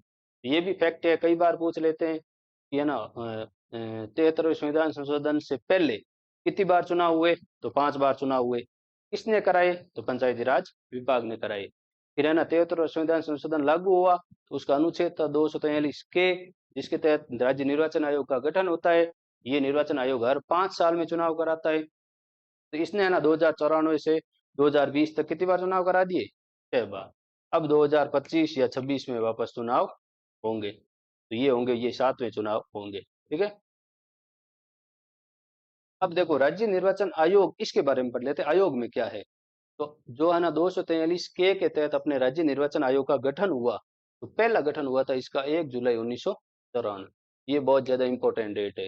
राज्य निर्वाचन आयोग, प्रथम राज्य निर्वाचन आयोग की या राज्य निर्वाचन आयोग की स्थापना कब हुई, तो राज्य निर्वाचन आयोग की स्थापना हुई थी 1 जुलाई 1994। अब इसमें क्या क्या है, तो ये एक सदस्यीय आयोग है। हमने देखा था राज्य वित्त आयोग, उसमें एक अध्यक्ष होगा, और अधिकतम कितने सदस्य हो सकते हैं, 4 सदस्य हो सकते हैं। फिर हम देखो भारत का देखते हैं, तो वहाँ होता है केंद्रीय निर्वाचन आयोग। केंद्रीय निर्वाचन आयोग, उसमें क्या होता है, एक उसका अध्यक्ष होता है, और 2 क्या होते हैं, सदस्य होते हैं। इसका मतलब ये बहुसदस्य हो गया। लेकिन जो राज्य निर्वाचन आयोग है वो क्या होता है, एक सदस्य होता है। मतलब इसका जो राज्य निर्वाचन आयुक्त है वही एकमात्र इसका सदस्य कह दो या अध्यक्ष कह दो, इसमें सदस्यों का कोई प्रावधान नहीं है। तो पहली बात तो ये हो गई कि राज्य निर्वाचन आयोग का गठन हुआ था 1 जुलाई 1994 को। ठीक है, फिर ये क्या है, एक सदस्य आयोग है, सिर्फ इसमें एक ही सदस्य होता है, और जो इसका अध्यक्ष होता है उसका नाम होता है राज्य निर्वाचन आयुक्त। ठीक है, फिर इसमें एक सचिव होता है, मतलब अध्यक्ष और सदस्य इसमें नहीं होते, एक अध्यक्ष ही होता है, सदस्य नहीं होते। इसका मतलब इसको क्या कहा जाता है, एक सदस्य आयोग। लेकिन एक सचिव होता है, वो होता है राज्य का मुख्य निर्वाचन अधिकारी। अब ये मुख्य निर्वाचन अधिकारी कौन होता है, तो हमारा जो है ना केंद्रीय निर्वाचन आयोग है, केंद्रीय निर्वाचन आयोग, जिसका काम होता है लोकसभा, राज्यसभा, प्रधानमंत्री, सॉरी राष्ट्रपति, फिर उपराष्ट्रपति, इनके चुनाव कौन कराता है, केंद्रीय निर्वाचन आयोग। ठीक है, अब केंद्रीय निर्वाचन आयोग बहुसदस्यीय है, मतलब एक तो होता है मुख्य चुनाव आयुक्त, फिर दो उसके क्या होते हैं, सदस्य। ये तो है अपने केंद्र के स्तर पर इनका संगठन। फिर इनका हर राज्य में एक प्रतिनिधि होता है, जिसको कहा जाता है मुख्य निर्वाचन अधिकारी। हर राज्य में एक प्रतिनिधि होता है केंद्रीय निर्वाचन आयोग का, जिसको क्या कहा जाता है, मुख्य निर्वाचन अधिकारी। अब मुख्य निर्वाचन अधिकारी कौन होता है, तो ये एक आईएएस होता है, और इसकी नियुक्ति कौन करता है, तो वहाँ की राज्य सरकार करती है। राज्य सरकार जिसको चाहती है, जिस आईएएस को चाहती है, उसको क्या बना देती है, मुख्य निर्वाचन अधिकारी। अब वो है ना केंद्र में अपना जो केंद्रीय निर्वाचन आयोग है, उसका उस राज्य का क्या होता है, प्रतिनिधि होता है। ठीक है, अब यही मुख्य निर्वाचन अधिकारी है ना, अपने ये होता है राज्य निर्वाचन आयोग, इसका क्या कहलाता है, सचिव। मतलब राज्य निर्वाचन आयुक्त है, वो तो हो गया इस राज्य निर्वाचन आयोग का अध्यक्ष। अब इसके काम कौन करेगा, तो सचिव करेगा। तो सचिव कौन है, तो अलग से कोई नियुक्ति नहीं होती है। जो केंद्रीय निर्वाचन आयोग का मुख्य निर्वाचन अधिकारी होता है, वही राज्य निर्वाचन आयोग का क्या होता है, सचिव होता है। और ये होता है एक आईएएस, और इसकी नियुक्ति कौन करता है, राज्य सरकार करती है। राज्य सरकार जब चाहती है तब इसको हटा सकती है, और जब जिसकी चाहती है उसकी नियुक्ति कर सकती है। लेकिन राज्य निर्वाचन आयोग है, ये एक संवैधानिक संस्था है, तो संविधान में उल्लेख है। ठीक है, संवैधानिक संस्था है, इसका मतलब है इसका अध्यक्ष बनाना हटाना वो सब तय प्रक्रिया के अनुसार होता है। अब दो फैक्ट है, प्रथम निर्वाचन आयुक्त कौन थे, अमर सिंह राठौड़। वर्तमान निर्वाचन आयुक्त कौन है, तो राजेश्वर सिंह। ये भी बहुत ज्यादा इंपॉर्टेंट है, अभी नियुक्ति हुई थी 1-2 महीने पहले। ठीक है, तो वर्तमान में राज्य निर्वाचन आयुक्त कौन है, राजेश्वर सिंह।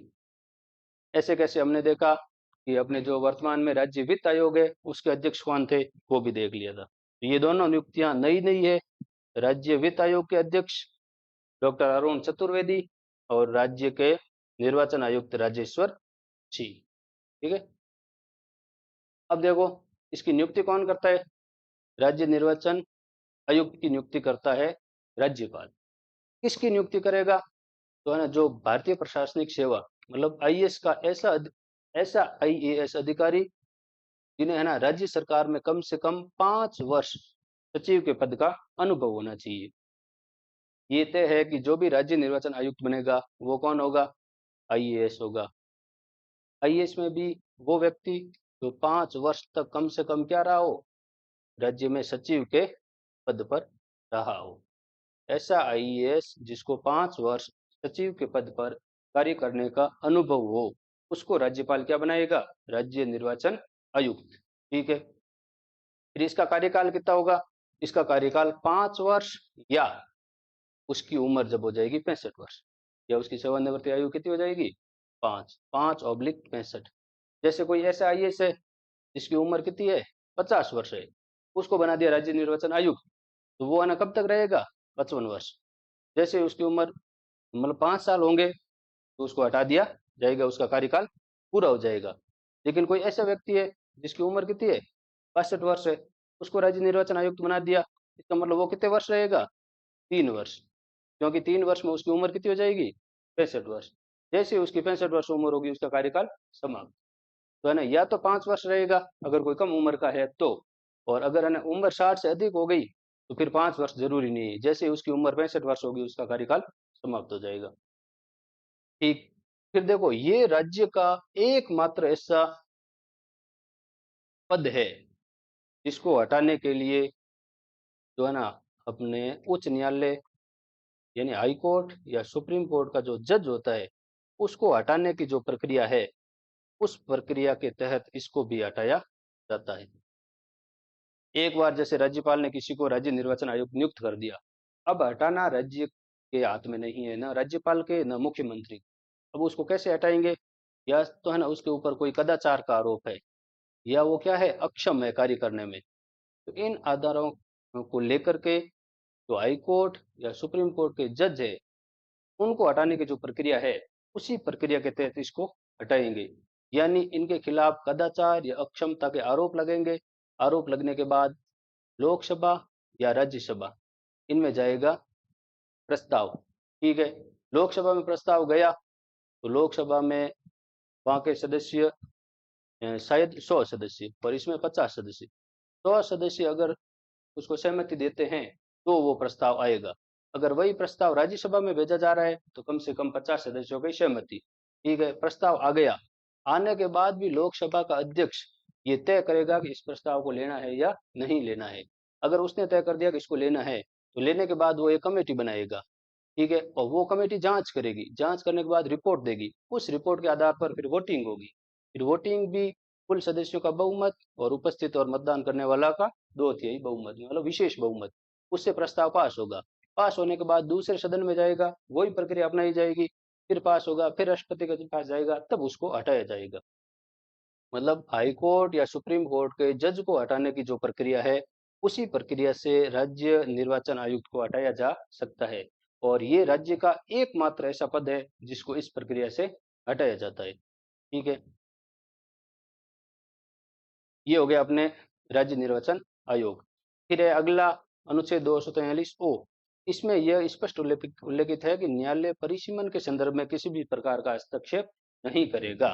जैसे पंचायतों का परिसीमन कर रहे हैं, मतलब उनकी सीमाओं का निर्धारण कर रहे हैं, कितनी पंचायतें होंगी, उनके एरिया कितना होगा, ये जितने भी मामले हैं इसमें न्यायालय कोई भी हस्तक्षेप नहीं करेगा। ये लिखा है 243 ओ में। ठीक है, फिर इसका क्या काम है राज्य निर्वाचन आयुक्त का या आयोग का? तो निर्वाचक नामावली तैयार करना। इसके लिए इसका मुख्य काम है पंचायतों और नगरीय निकायों के चुनाव कराना। पंचायतों और नगरीय निकायों के चुनाव, तो चुनाव के लिए जो जो कार्य होते हैं सब कार्य करता है। वहाँ की जो मतदाता सूची है उनको तैयार करना, फिर है ना चुनावों का संचालन करना, उनका अधीक्षण करना, उनको निर्देशित करना और उनको नियंत्रित करना। फिर ये हो गया के के बाद अपने एल, अनुच्छेद 243 एल। इसमें यह है कि जो हमारा ये 73वां संविधान संशोधन है, ये कुछ क्षेत्रों में लागू नहीं होगा। कौन कौन से क्षेत्रों में लागू नहीं होगा? तो इसमें लिखा है कि 244 ए और 244 दो, इनमें जो जो क्षेत्र वर्णित है उन क्षेत्रों में 73वां संविधान संशोधन लागू नहीं होगा। क्यों नहीं होगा? तो जैसे देखो 244 ए में है 5वीं अनुसूची। ठीक है, 5वीं अनुसूची में पूरे भारत के ऐसे 10 राज्य जहाँ अनुसूचित जाति के लोग ज्यादा रहते हैं, तो उसको कह दिया एक तरह से शेड्यूल्ड एरिया। ठीक है, अनुसूचित क्षेत्र। तो अनुसूचित क्षेत्र है, उन क्षेत्रों में ये 73वां संविधान संशोधन लागू नहीं होगा। और अनुसूचित क्षेत्र कौन कौन से हैं, उसका प्रावधान है 244 एक में। और उसके लिए एक सूची जोड़ी गई है जो है 5वीं अनुसूची। और इस 5वीं अनुसूची में टोटल कितने राज्य है? 10 राज्य, जिसमें से एक राजस्थान भी सम्मिलित है। ठीक है, दूसरा है 244 दो, जिसमें एक अनुसूची जोड़ी है अनुसूची 6। अनुसूची 6 में 4 राज्य सम्मिलित है, जैसे असम, मेघालय, त्रिपुरा और मिजोरम। तो इन 4 राज्यों में भी ये 73वां संविधान संशोधन लागू नहीं होगा। अब इन दो क्षेत्रों में लागू क्यों नहीं होगा? तो देखो 73वां संविधान संशोधन है पूरे भारतवर्ष के लिए लागू किया गया, लेकिन जो अनुसूचित क्षेत्र है यानी विशेष क्षेत्र है, वहां ना अनुसूचित जातियां या जनजातियां बड़ी संख्या में रहती है। तो उनके अलग क्या है? उनके अलग कल्चर है। वो एक तरह से जो मुख्य धारा है उससे कटी हुई है। ठीक है, उनकी कुछ प्रथाएं हैं, कुछ परंपराएं हैं, वो विशिष्ट है। तो और फिर वो है ना वनों में रहती है, तो वन से संबंधित उसके अधिकार है। ऐसे करके इन चीजों को बचाने के लिए, इन चीजों को संरक्षण देने के लिए ये प्रावधान कर दिया कि अपने अनुच्छेद 244 एक के तहत 5वीं अनुसूची और 244 2 के तहत 6ठी अनुसूची, इन क्षेत्रों में ये 73वां संविधान संशोधन लागू नहीं होगा। क्यों नहीं होगा? तो क्योंकि वहाँ की परिस्थितियां क्या है, विशिष्ट है। उनकी कल्चर को खत्म नहीं करना है, जो है ना मुख्य धारा से कटी हुई है, तो उनके ऊपर ये चीजें थोप नहीं सकते। उनकी कुछ प्रथाएं हैं, परंपराएं हैं, जिसके अनुसार उनकी व्यवस्थाएं चलती है, उन व्यवस्थाओं को डिस्टर्ब नहीं करेंगे। अब ये है प्रावधान 244 L में। अब है ना फिर ये हो गया, तो यहाँ क्या करेंगे? तो यहाँ के लिए जो हमारा 73वां संविधान संशोधन है उसमें कुछ संशोधन कर देंगे। संशोधन करने के लिए क्या है? तो 1994 में अनुसूचित क्षेत्रों में पंचायती राज लागू करने के लिए दिलीप सिंह भूरिया, इसकी अध्यक्षता में एक समिति बना दी। इन क्षेत्रों में ये 73वां संविधान संशोधन लागू नहीं होगा तो कौन कौन से प्रावधान लागू करने चाहिए, इसके लिए कमेटी बनाई जिसका नाम क्या था, दिलीप सिंह भूरिया कमेटी। कब बनी? 1994 में। ठीक है। इस कमेटी के सिफारिश के आधार पर एक नया अधिनियम बनाया गया जिसका नाम था पंचायती राज अनुसूचित क्षेत्रों में विस्तार अधिनियम। यानी जो पंचायती राज वाला अधिनियम है उसका विस्तार कर रहे हैं।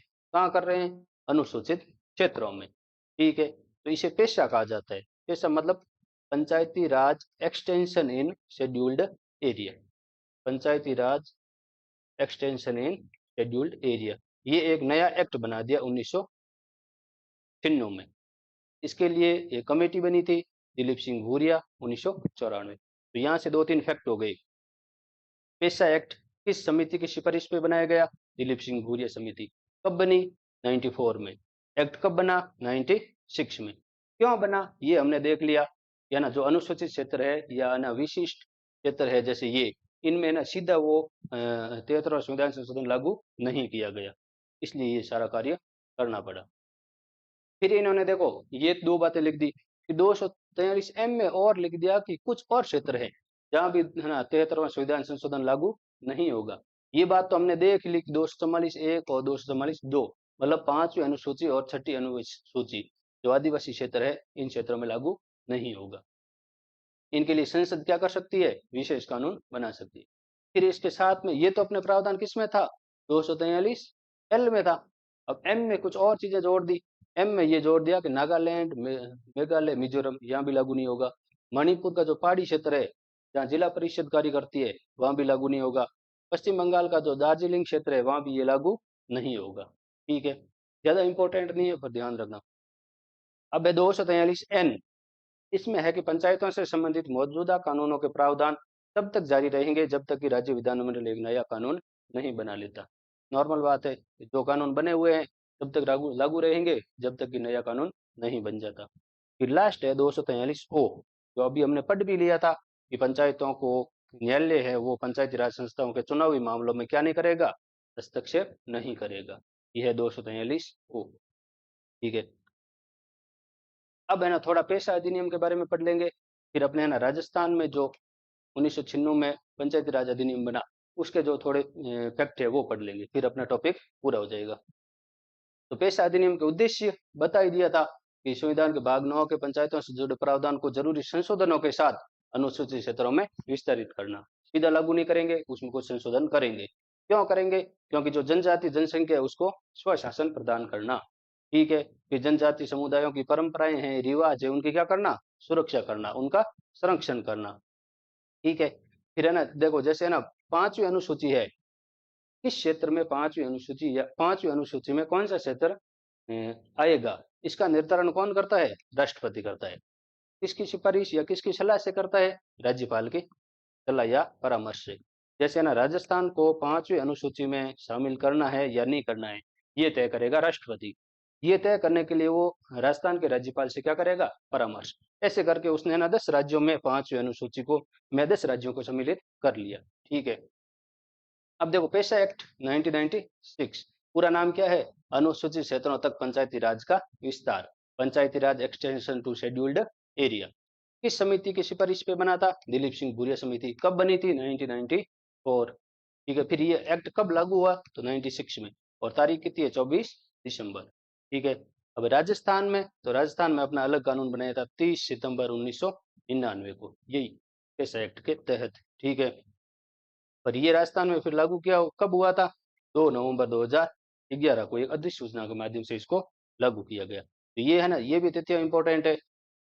अगर सीधा सीधा ऊपर से सवाल पूछेंगे तो इस कमेटी का नाम और इसका वर्ष। ठीक है। फिर है ना एक्ट 1996 में, फिर राजस्थान ने अलग एक्ट बनाया था 1999 में, फिर इस एक्ट को लागू किया था 2011। ठीक है। फिर देखो इसमें क्या क्या है, तो इसमें एक तो है आरक्षण का प्रावधान। जो आरक्षण हमने तका था 243 डी में, उसमें क्या था कि एससी और एसटी को आरक्षण देना अनिवार्य है, और कितना देंगे? जनसंख्या के अनुपात में। ओबीसी को आरक्षण राज्य का विधानमंडल चाहेगा तो देगा, नहीं चाहेगा तो नहीं देगा। महिलाओं को आरक्षण दिया जाएगा, कितना दिया जाएगा? कम से कम 1/3। ये आरक्षण का प्रावधान था। फिर इन क्षेत्रों में ओबीसी भी नहीं है। ठीक है। और एससी भी कम है, क्योंकि ये शेड्यूल्ड एरिया है। एसटी की जनसंख्या ज्यादा है, इनके लिए आरक्षण का अलग प्रावधान कर दिया। क्या कर दिया कि जो सीटें हैं उनकी न्यूनतम 50% सीटें एसटी के लिए आरक्षित होगी, क्योंकि ये अनुसूचित जनजातियां ज्यादा निवास करती है। तो जितने पद होंगे उसमें से आधे पद किन के लिए होंगे? अनुसूचित जनजातियों के लिए रिजर्व होंगे। ठीक है। फिर जितने भी अध्यक्ष के पद है, वो सभी के सभी पद किसके लिए रिजर्व होंगे? एसटी के लिए रिजर्व होंगे। चाहे सरपंच हो, चाहे प्रधान हो, चाहे जिला प्रमुख हो, वो सभी पद एसटी के लिए रिजर्व रहेंगे। फिर देखो ग्राम सभा होती है, उसको कुछ विशिष्ट शक्तियां दी गई है। ग्राम सभा की बैठक में ग्राम सभा के निर्वाचित सदस्यों को नेता चुनने का अधिकार है। यदि कोई एसटी महिला निर्वाचित नहीं होती है तो राज्य सरकार उसे नामित कर सकती है। ग्राम सभा में जो निर्वाचित सदस्य है, उसमें से नेता का गठन कौन करेगी? वहां की ग्राम सभा करेगी। और अगर ग्राम सभा में उसके अध्यक्ष अगर कोई महिला नहीं है तो राज्य सरकार उसमें महिला को भी नॉमिनेट कर सकती है। ये हो गया। फिर इनको है ना अलग शक्तियां दी गई। जो अनुसूचित क्षेत्र है वहां के जो जनप्रतिनिधि है उनको विशिष्ट शक्तियां दी गई। क्या शक्तियां दी गई? तो जो है ना लघु वन और वन उत्पाद है उनके ऊपर इनका नियंत्रण होगा। न तो है ना संसद कोई कानून बना के इन क्षेत्रों में हस्तक्षेप कर सकती है, न राज्य का विधानमंडल। ये अगर कोई कानून बनाएंगे किससे संबंधित? लघु वन और वन उत्पादों से संबंधित। तो यहाँ की जो है ना ग्राम सभा या ग्राम पंचायत है, उसकी सहमति जरूरी है। उनको विशिष्ट शक्तियां हैं। लघु खनिजों पर नियंत्रण, वहां ना छोटे लेवल पे जो खनिज निकलते हैं उनके ऊपर भी किसका नियंत्रण है? ग्राम सभा का। और ग्राम सभा के परामर्श के बाद लघु खनिजों के लिए लाइसेंस देना। अगर इसके लिए कोई राज्य सरकार लाइसेंस भी देना चाहता है तो ग्राम सभा से परामर्श करना अनिवार्य होगा। और शांति समिति का गठन अनिवार्य। ऐसे क्षेत्रों के लिए एक समिति बनेगी जिसका नाम क्या होगा? शांति समिति। अब पेशा एक्ट है, उसमें अपने ना राजस्थान है, वहाँ क्या स्थिति है? तो राजस्थान के जो 8 जिले हैं उसमें ये पेशा एक्ट लागू है। 8 जिलों मतलब जहाँ आदिवासी जनसंख्या ज्यादा रहती है। जिसमें देखो बांसवाड़ा, डूंगरपुर और प्रतापगढ़, ये 3 जिले हैं, इन पूरे जिलों में लागू है। ठीक है। फिर देखो पाली, उदयपुर, राजसमंद, चित्तौड़गढ़ और सिरोही, इन जिलों में जहाँ जहाँ इनकी जनसंख्या 50% से अधिक है, उन तहसील में या उपखंड में पेशा एक्ट लागू है। टोटल जिले 8 जहाँ पेशा एक्ट लागू है। 3 संपूर्ण जिलों में बांसवाड़ा, डूंगरपुर और प्रतापगढ़। फिर है ना आपको ये भी देखना है, जैसे पाली, उदयपुर, राजसमंद, चित्तौड़गढ़ और सिरोही, इन 5 जिलों की ऐसी तहसीलें या उपखंड जहाँ 50% से अधिक जनसंख्या एसटी की है, वहाँ कौन सा एक्ट लागू है? पेशा एक्ट लागू है। फिर भारत के 10 राज्य जो है ना अनुसूची 5 में सम्मिलित है, उसमें एक अपना राजस्थान भी है। ठीक है। अब देखो क्या है कि अंधविश्वास होता है इन जनजातियों में, भूत सिद्धि की बात होती है, जादू टोनों की बात होती है, तो ये क्या करते हैं कि खुल के इनके ऊपर चर्चा करते हैं ये ग्राम सभा में। और फिर देखो राजस्थान पेशा नियम 2011 में बने थे। इसमें यह प्रावधान किया गया है कि अंधविश्वास, भूत सिद्धि और जादू संबंधी मामलों पर ग्राम सभा की खुली बैठक में विचार विमर्श किया जाएगा। अब देखो हमने पूरे आर्टिकल पढ़ लिए 243 ए से लेकर के ओ तक।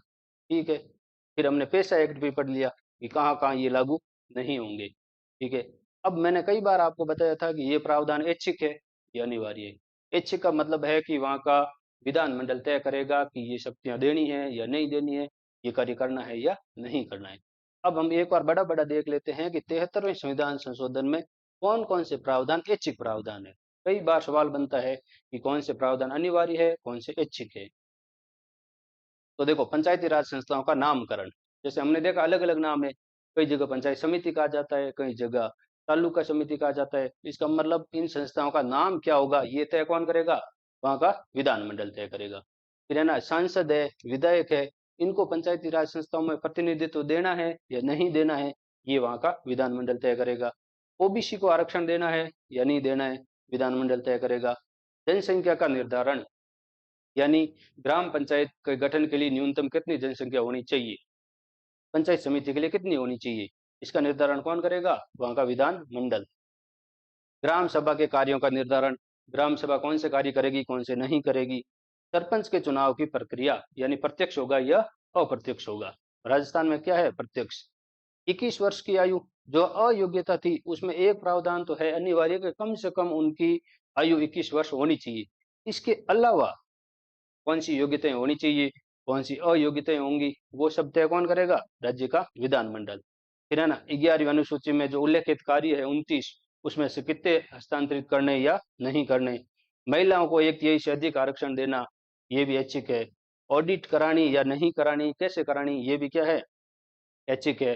विभिन्न शक्तियां, कार्य, वित्तीय अधिकार, पंचायतों को कौन कौन से कार्य देने हैं, कौन सी उनको शक्तियां देनी है, कौन से वित्तीय अधिकार है, ये भी तय कौन करेगा, राज्य का विधान मंडल। मतलब ये सारे प्रावधान ऐच्छिक है।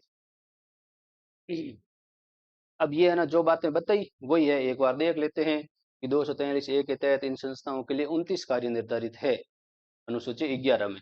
ठीक है, 11वीं अनुसूची में है कितने कार्य पंचायत राज संस्थाओं को देने हैं, राज्य के विधानमंडल पे छोड़ा है। राजस्थान में 29 में से कितने दे दिए, 25 कार्य दिए जा चुके हैं। एच के तहत क्या है, इनको कर लगाने की ये शक्तियां भी दी हुई है। अब कुछ है ना विशिष्ट तथ्य है, स्पेसिफिक फैक्ट है। इसमें है कि 73वें संविधान संशोधन के बाद 1995 में राजस्थान में पहली बार चुनाव कराए गए। ठीक है, पहली बार चुनाव हुए 1995 में। और लेकिन संशोधन के बाद चुनाव कराने वाला पहला राज्य कौन सा था, कर्नाटक, ये हमने पहले देख लिया था। अब एक है ना, इसमें अपने बनाया था अधिनियम, जैसे अपने देखा था ना 23 अप्रैल 1994 को राजस्थान पंचायती राज अधिनियम बन गया था। इसमें क्या क्या प्रावधान है वो भी देख लेते हैं। ठीक है, फिर है ना, ये और फैक्ट है कि इसमें और संशोधन किए गए। इसमें पंचायती राज अधिनियम 1994 में कुछ संशोधन हुए। संशोधन में एक तो हुआ था सितंबर 1994 में, किस लिए हुआ, कि ओबीसी को आरक्षण देने के लिए। राज्य के ऊपर ये ऐच्छिक प्रावधान था, तो उन्होंने है ना 1994 सितंबर में संशोधन किया और ये प्रावधान कर दिया कि ओबीसी को आरक्षण दिया जाएगा। फिर दिसंबर 1994 में एक और संशोधन कर दिया, क्या कर दिया, ये ना जो जनप्रतिनिधि होंगे उनकी 2 से अधिक संतानें नहीं होगी। अगर किसी के 2 से अधिक संतानें हैं तो वो चुनाव नहीं लड़ सकता। फिर है महिलाओं के लिए आरक्षण, तो 2008 में बढ़ा करके कितना कर दिया था, 50% कर दिया था। ठीक है, अब हम एक बार चुनाव वाला देख लेते बड़ा बड़ा। ये हमने पहले देख लिया था कि है ना, ग्राम पंचायत, पंचायत समिति, जिला परिषद के जो सदस्य है उनका चुनाव होगा प्रत्यक्ष। जो अध्यक्ष है उनका है ना, ग्राम का तो ऐच्छिक है लेकिन राजस्थान में कर दिया प्रत्यक्ष। और है ना, पंचायत समिति और जिला परिषद दोनों के लिए क्या है, अप्रत्यक्ष है।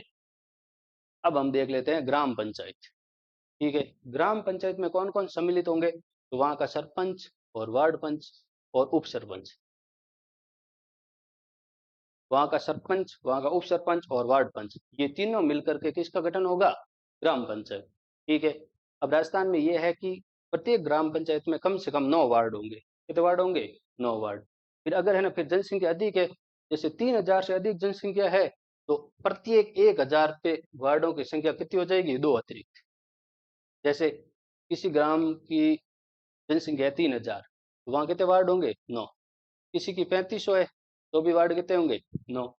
लेकिन जैसे ही 4000 हो गई तो वार्डों की संख्या कितनी हो जाएगी, 11। जैसे ही 5000 हो गई तो वार्डों की संख्या कितनी हो जाएगी, 13। मतलब 3000 तक तो 9 वार्ड है, जैसे 1000 अधिक होगी तो 2 वार्ड बढ़ जाएंगे, 2000 अधिक होगी तो 4 वार्ड बढ़ जाएंगे। ठीक है, फिर देखो इनको शपथ कौन दिलाएगा, तो जैसे ही वार्ड पंच का चुनाव हुआ, वार्ड पंचों ने मिलकर के उप सरपंच का चुनाव कर दिया और सरपंच का चुनाव प्रत्यक्ष होता ही है। इन तीनों को है ना, जो पीठासीन अधिकारी होता है वो शपथ दिलाता है। पीठासीन अधिकारी मतलब जो वहां चुनाव कराने वाला पीआरओ होता है, वो इनको क्या दिला देता है, शपथ दिला देता है। ठीक है, फिर इनकी है ना हर 15 दिन में एक बैठक अनिवार्य होती है ग्राम पंचायत की, और जिसका क्वारम कितना होता है, 1/3। अब क्वारम में मतलब यहाँ है ना कितने सदस्य है टोटल, 9 सदस्य। 9 में से कम 3 से अधिक सदस्य होंगे तो बैठक होगी। अगर किसी की जनसंख्या 4 है, 4000 है, तो इसका मतलब वहाँ सदस्य कितने हो जाएंगे, 11। तो यहाँ का क्वारम कितना हो जाएगा, 11/3। ठीक है, ठीक है। फिर उप सरपंच का चुनाव होता है, जैसे वार्ड पंच चुन लिए। वार्ड पंच जैसे 9 है, 9 में से एक को बनाएंगे उप सरपंच। उप सरपंच बनाने के लिए ये 9 के 9 है, इनका एक एक वोट होगा। लेकिन जो सरपंच है उसके वोट कितने होंगे, 2। ठीक है। तो उप सरपंच के चुनाव के लिए आयोजित बैठक को ग्राम पंचायत की पहली बैठक होती है। जैसे ही वार्ड पंच चयनित हो गए, सबसे पहले बैठक होगी किसके लिए, उप सरपंच के चुनाव के लिए। अब उप सरपंच के चुनाव के लिए जो बैठक होगी वो पहली बैठक होगी, यहीं से उसका कार्यकाल शुरू हो जाएगा। फिर उप सरपंच की बैठक के लिए जितने भी वार्ड पंच है एक एक मत देंगे, लेकिन जो सरपंच है वो कितने मत देगा, 2 मत देगा। ये सारी चीजें हो गई। अब त्याग पत्र, अगर कोई चाहता है कि मैं मेरा पद छोड़ना चाहता हूं, तो जो निर्वाचित सदस्य है यानी जो वार्ड पंच है वो अपना त्याग पत्र किसको देंगे, बीडीओ के। उप सरपंच है वो भी किसको देगा, बीडीओ को। और सरपंच है वो भी किसको त्याग पत्र देगा, बीडीओ को। मतलब यहाँ तीनों ग्राम पंचायत के, चाहे वार्ड पंच हो, चाहे उप सरपंच हो, चाहे सरपंच हो, अपना त्याग पत्र किसको देंगे, बीडीओ को। अब बात करेंगे पंचायत समिति। पंचायत समिति में कौन कौन होंगे, तो पंचायत समिति के सदस्य, ये सदस्य अपने में से एक चुन लेंगे उप प्रधान, और फिर अपने में से एक चुन लेंगे प्रधान। यहाँ मतलब अप्रत्यक्ष चुनाव होते हैं, किसके, अध्यक्ष के, मतलब प्रधान के और उप प्रधान के। पहले है ना, अब होंगे कौन, जैसे है ना इसमें क्या दिया हुआ है कि 1 लाख की जनसंख्या, अगर 1 लाख की जनसंख्या है तो वहां एक होगी पंचायत समिति। ठीक है। फिर उस पंचायत समिति को कितने भागों में बांटेंगे, 15 वार्ड में। ये हो गए 15 वार्ड।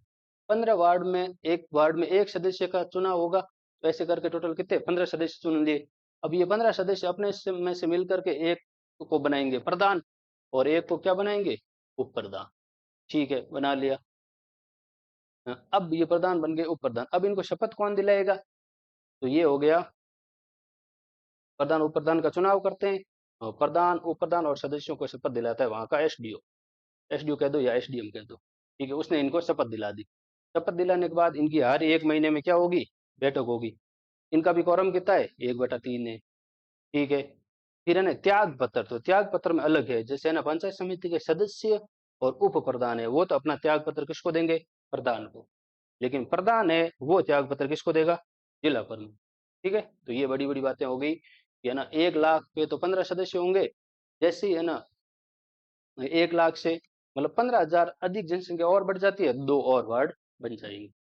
वार्ड बन गए, वार्ड बनने के बाद में चुनाव हो गए। चुनाव होने के बाद सदस्यों ने अपने में से प्रधान उप प्रधान बना दिया। जब हो गए तो इनको शपथ दिला दी एसडीओ ने। फिर ये बैठक करेंगे हर महीने में, और बैठक के लिए quorum 1/3 होना चाहिए। फिर ये कोई चाहता है कि मैं त्याग पत्र दूं, तो सदस्य और उप प्रधान तो दे देंगे प्रधान को, और प्रधान किसको दे देगा, जिला प्रमुख को। अब ऐसे कैसे है जिला परिषद, तो जिला परिषद एक बात ये अपने छोड़ दी पीछे कि पंचायत समिति में निर्वाचित सदस्य होते हैं और पदेन सदस्य होते हैं। निर्वाचित सदस्य कौन कौन से हैं? तो ये तीनों निर्वाचित है, पंचायत समिति के सदस्य, उप प्रधान और प्रधान, इन तीनों का चुनाव हुआ। इसका मतलब ये तीनों क्या है, निर्वाचित सदस्य। लेकिन एक ये भी प्रावधान था कि वहाँ के एमएलए और एमपी, इनको यहाँ प्रतिनिधित्व देना है या नहीं देना, ये ऐच्छिक प्रावधान था। तो राजस्थान में ये प्रावधान कर दिया कि जो एमएलए एमपी होंगे उनका भी यहाँ प्रतिनिधित्व होगा। अब प्रतिनिधित्व होगा मतलब जैसे ही बैठक होगी तो बैठक में वो भी सम्मिलित होंगे, उनका भी quorum माना जाएगा। डिसीजन होगा तो डिसीजन में ये भी वोट देंगे, वो सारी चीजें होंगी। लेकिन जब इनको हटाया जाएगा तीनों का, तब इसमें इनकी कोई भूमिका नहीं होगी, क्योंकि ये यहाँ के चुने हुए सदस्य नहीं है। ठीक है। फिर जिला परिषद है, तो इसमें देखो जो निर्वाचित सदस्य है, जैसे एक जिला है, अगर 4 लाख की जनसंख्या है तो अपने एक जिला परिषद का गठन कर देते हैं। फिर उस जिला परिषद में टोटल कितने वार्ड बना देते हैं, 17। जैसे देखो न्यूनतम 17 होंगे वार्ड, और है ना 4 लाख की जनसंख्या। अगर फिर है ना 4 लाख से अधिक मतलब 5 लाख की जनसंख्या हो गई, तो 17 की जगह वार्ड कितने हो जाएंगे, 19। मतलब प्रत्येक 1 लाख पे 2 वार्ड बढ़ जाएंगे। अब 17 वार्ड है, तो 17 सदस्य जिला परिषद के चयनित हो गए। इन 17 में से मिल करके एक को बना दिया जिला प्रमुख, जिला प्रमुख एक को बना दिया उप जिला प्रमुख। ठीक है। तो इसका मतलब ये 3 चयनित हो गए सदस्य, जिला प्रमुख और उप जिला प्रमुख। ये तीनों क्या हो गए, निर्वाचित सदस्य। फिर ऐच्छिक प्रावधान के तहत राजस्थान में ये भी प्रावधान कर दिया कि जिले के सभी पंचायत समितियों के प्रधान, वो भी इनके क्या है, जिला परिषद के सदस्य है। ठीक है, जिले के सभी लोकसभा के सदस्य, राज्यसभा के सदस्य और विधानसभा के सदस्य, ये भी क्या है, जिला परिषद के सदस्य है। एक बार वापस बताते हैं ये वाली चीज।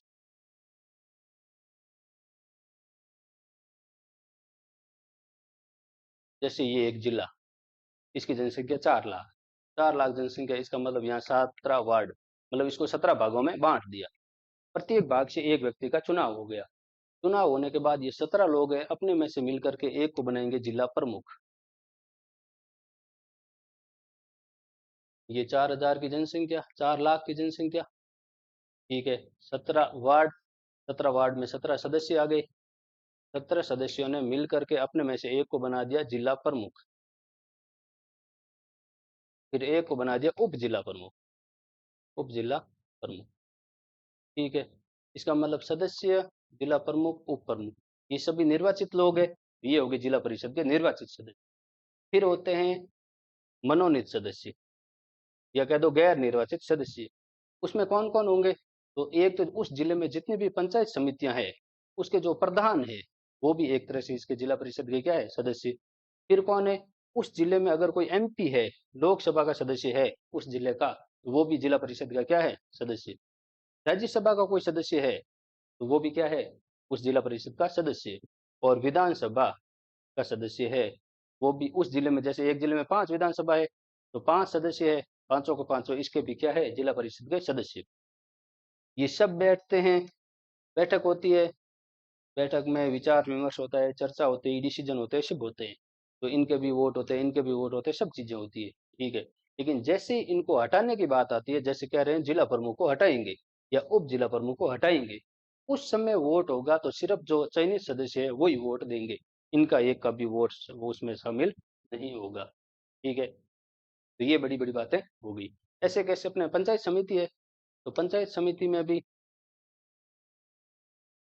वही बातें हैं। निर्वाचित सदस्य वहाँ कौन होंगे? तो वहाँ पंचायत समिति के सदस्य।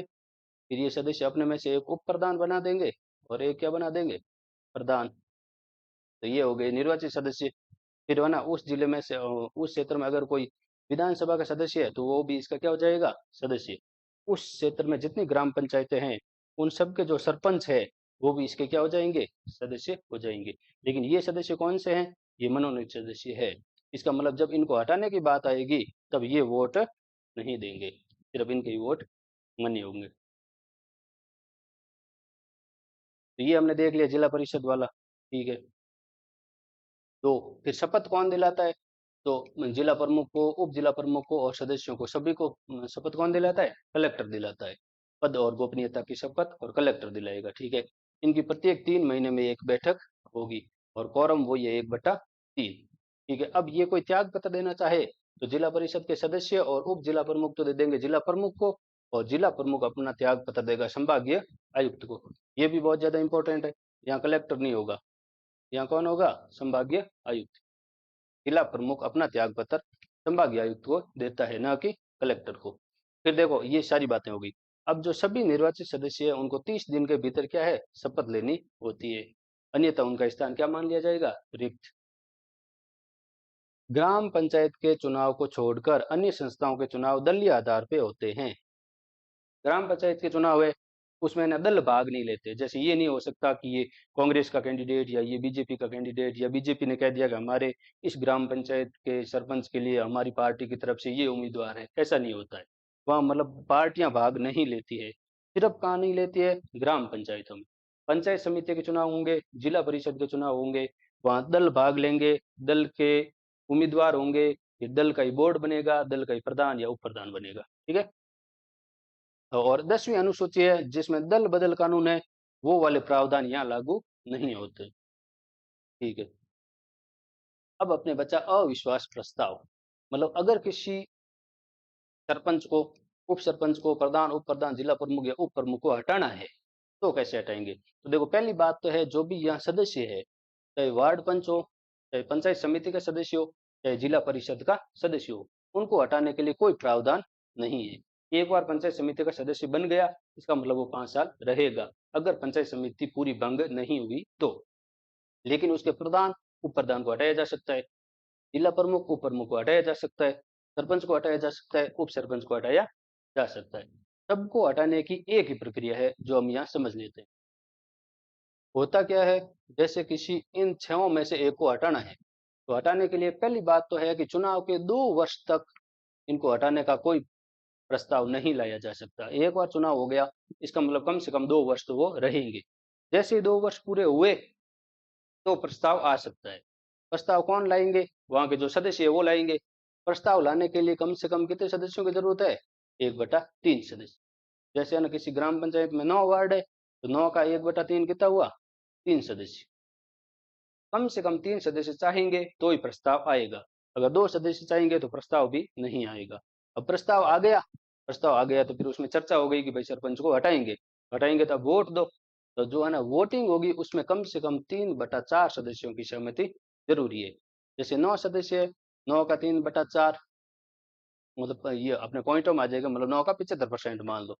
तो 75% सदस्य या उससे अधिक सदस्य अगर सहमत है, तो ही वो वहाँ का सरपंच, उप सरपंच, प्रधान, उप प्रधान, जिला प्रमुख या उप प्रमुख हटेगा। ठीक है। फिर जैसे है ना, एक बार प्रस्ताव ले आए 1/3 सदस्य, फिर वोटिंग हुई। वोटिंग में अगर है ना 3/4 सदस्यों ने समर्थन नहीं किया, इसका मतलब प्रस्ताव खारिज हो गया। एक बार प्रस्ताव खारिज हो गया तो वापस 1 वर्ष तक नहीं लाया जा सकता। ठीक है। फिर ये हो गया कि उनका कार्यकाल 4 वर्ष पूरा हो गया, बचा कितना है? 1 वर्ष। तो अब 1 वर्ष जो अंतिम है उसमें भी प्रस्ताव नहीं लाया जा सकता। अब ये है कि पदेन सदस्यों को अध्यक्ष उपाध्यक्ष के निर्वाचन और उन्हें हटाने में भाग लेने का अधिकार नहीं होगा। जो नॉमिनेटेड मेंबर होते हैं, वो या एमएलए एमपी है, वो यहाँ ना हटाने वाली प्रक्रिया में भाग नहीं ले सकते।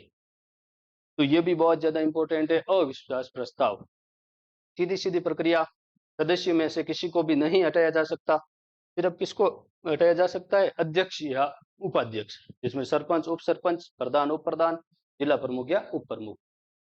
कौन हटाएगा? जो निर्वाचित सदस्य है वही हटाएंगे।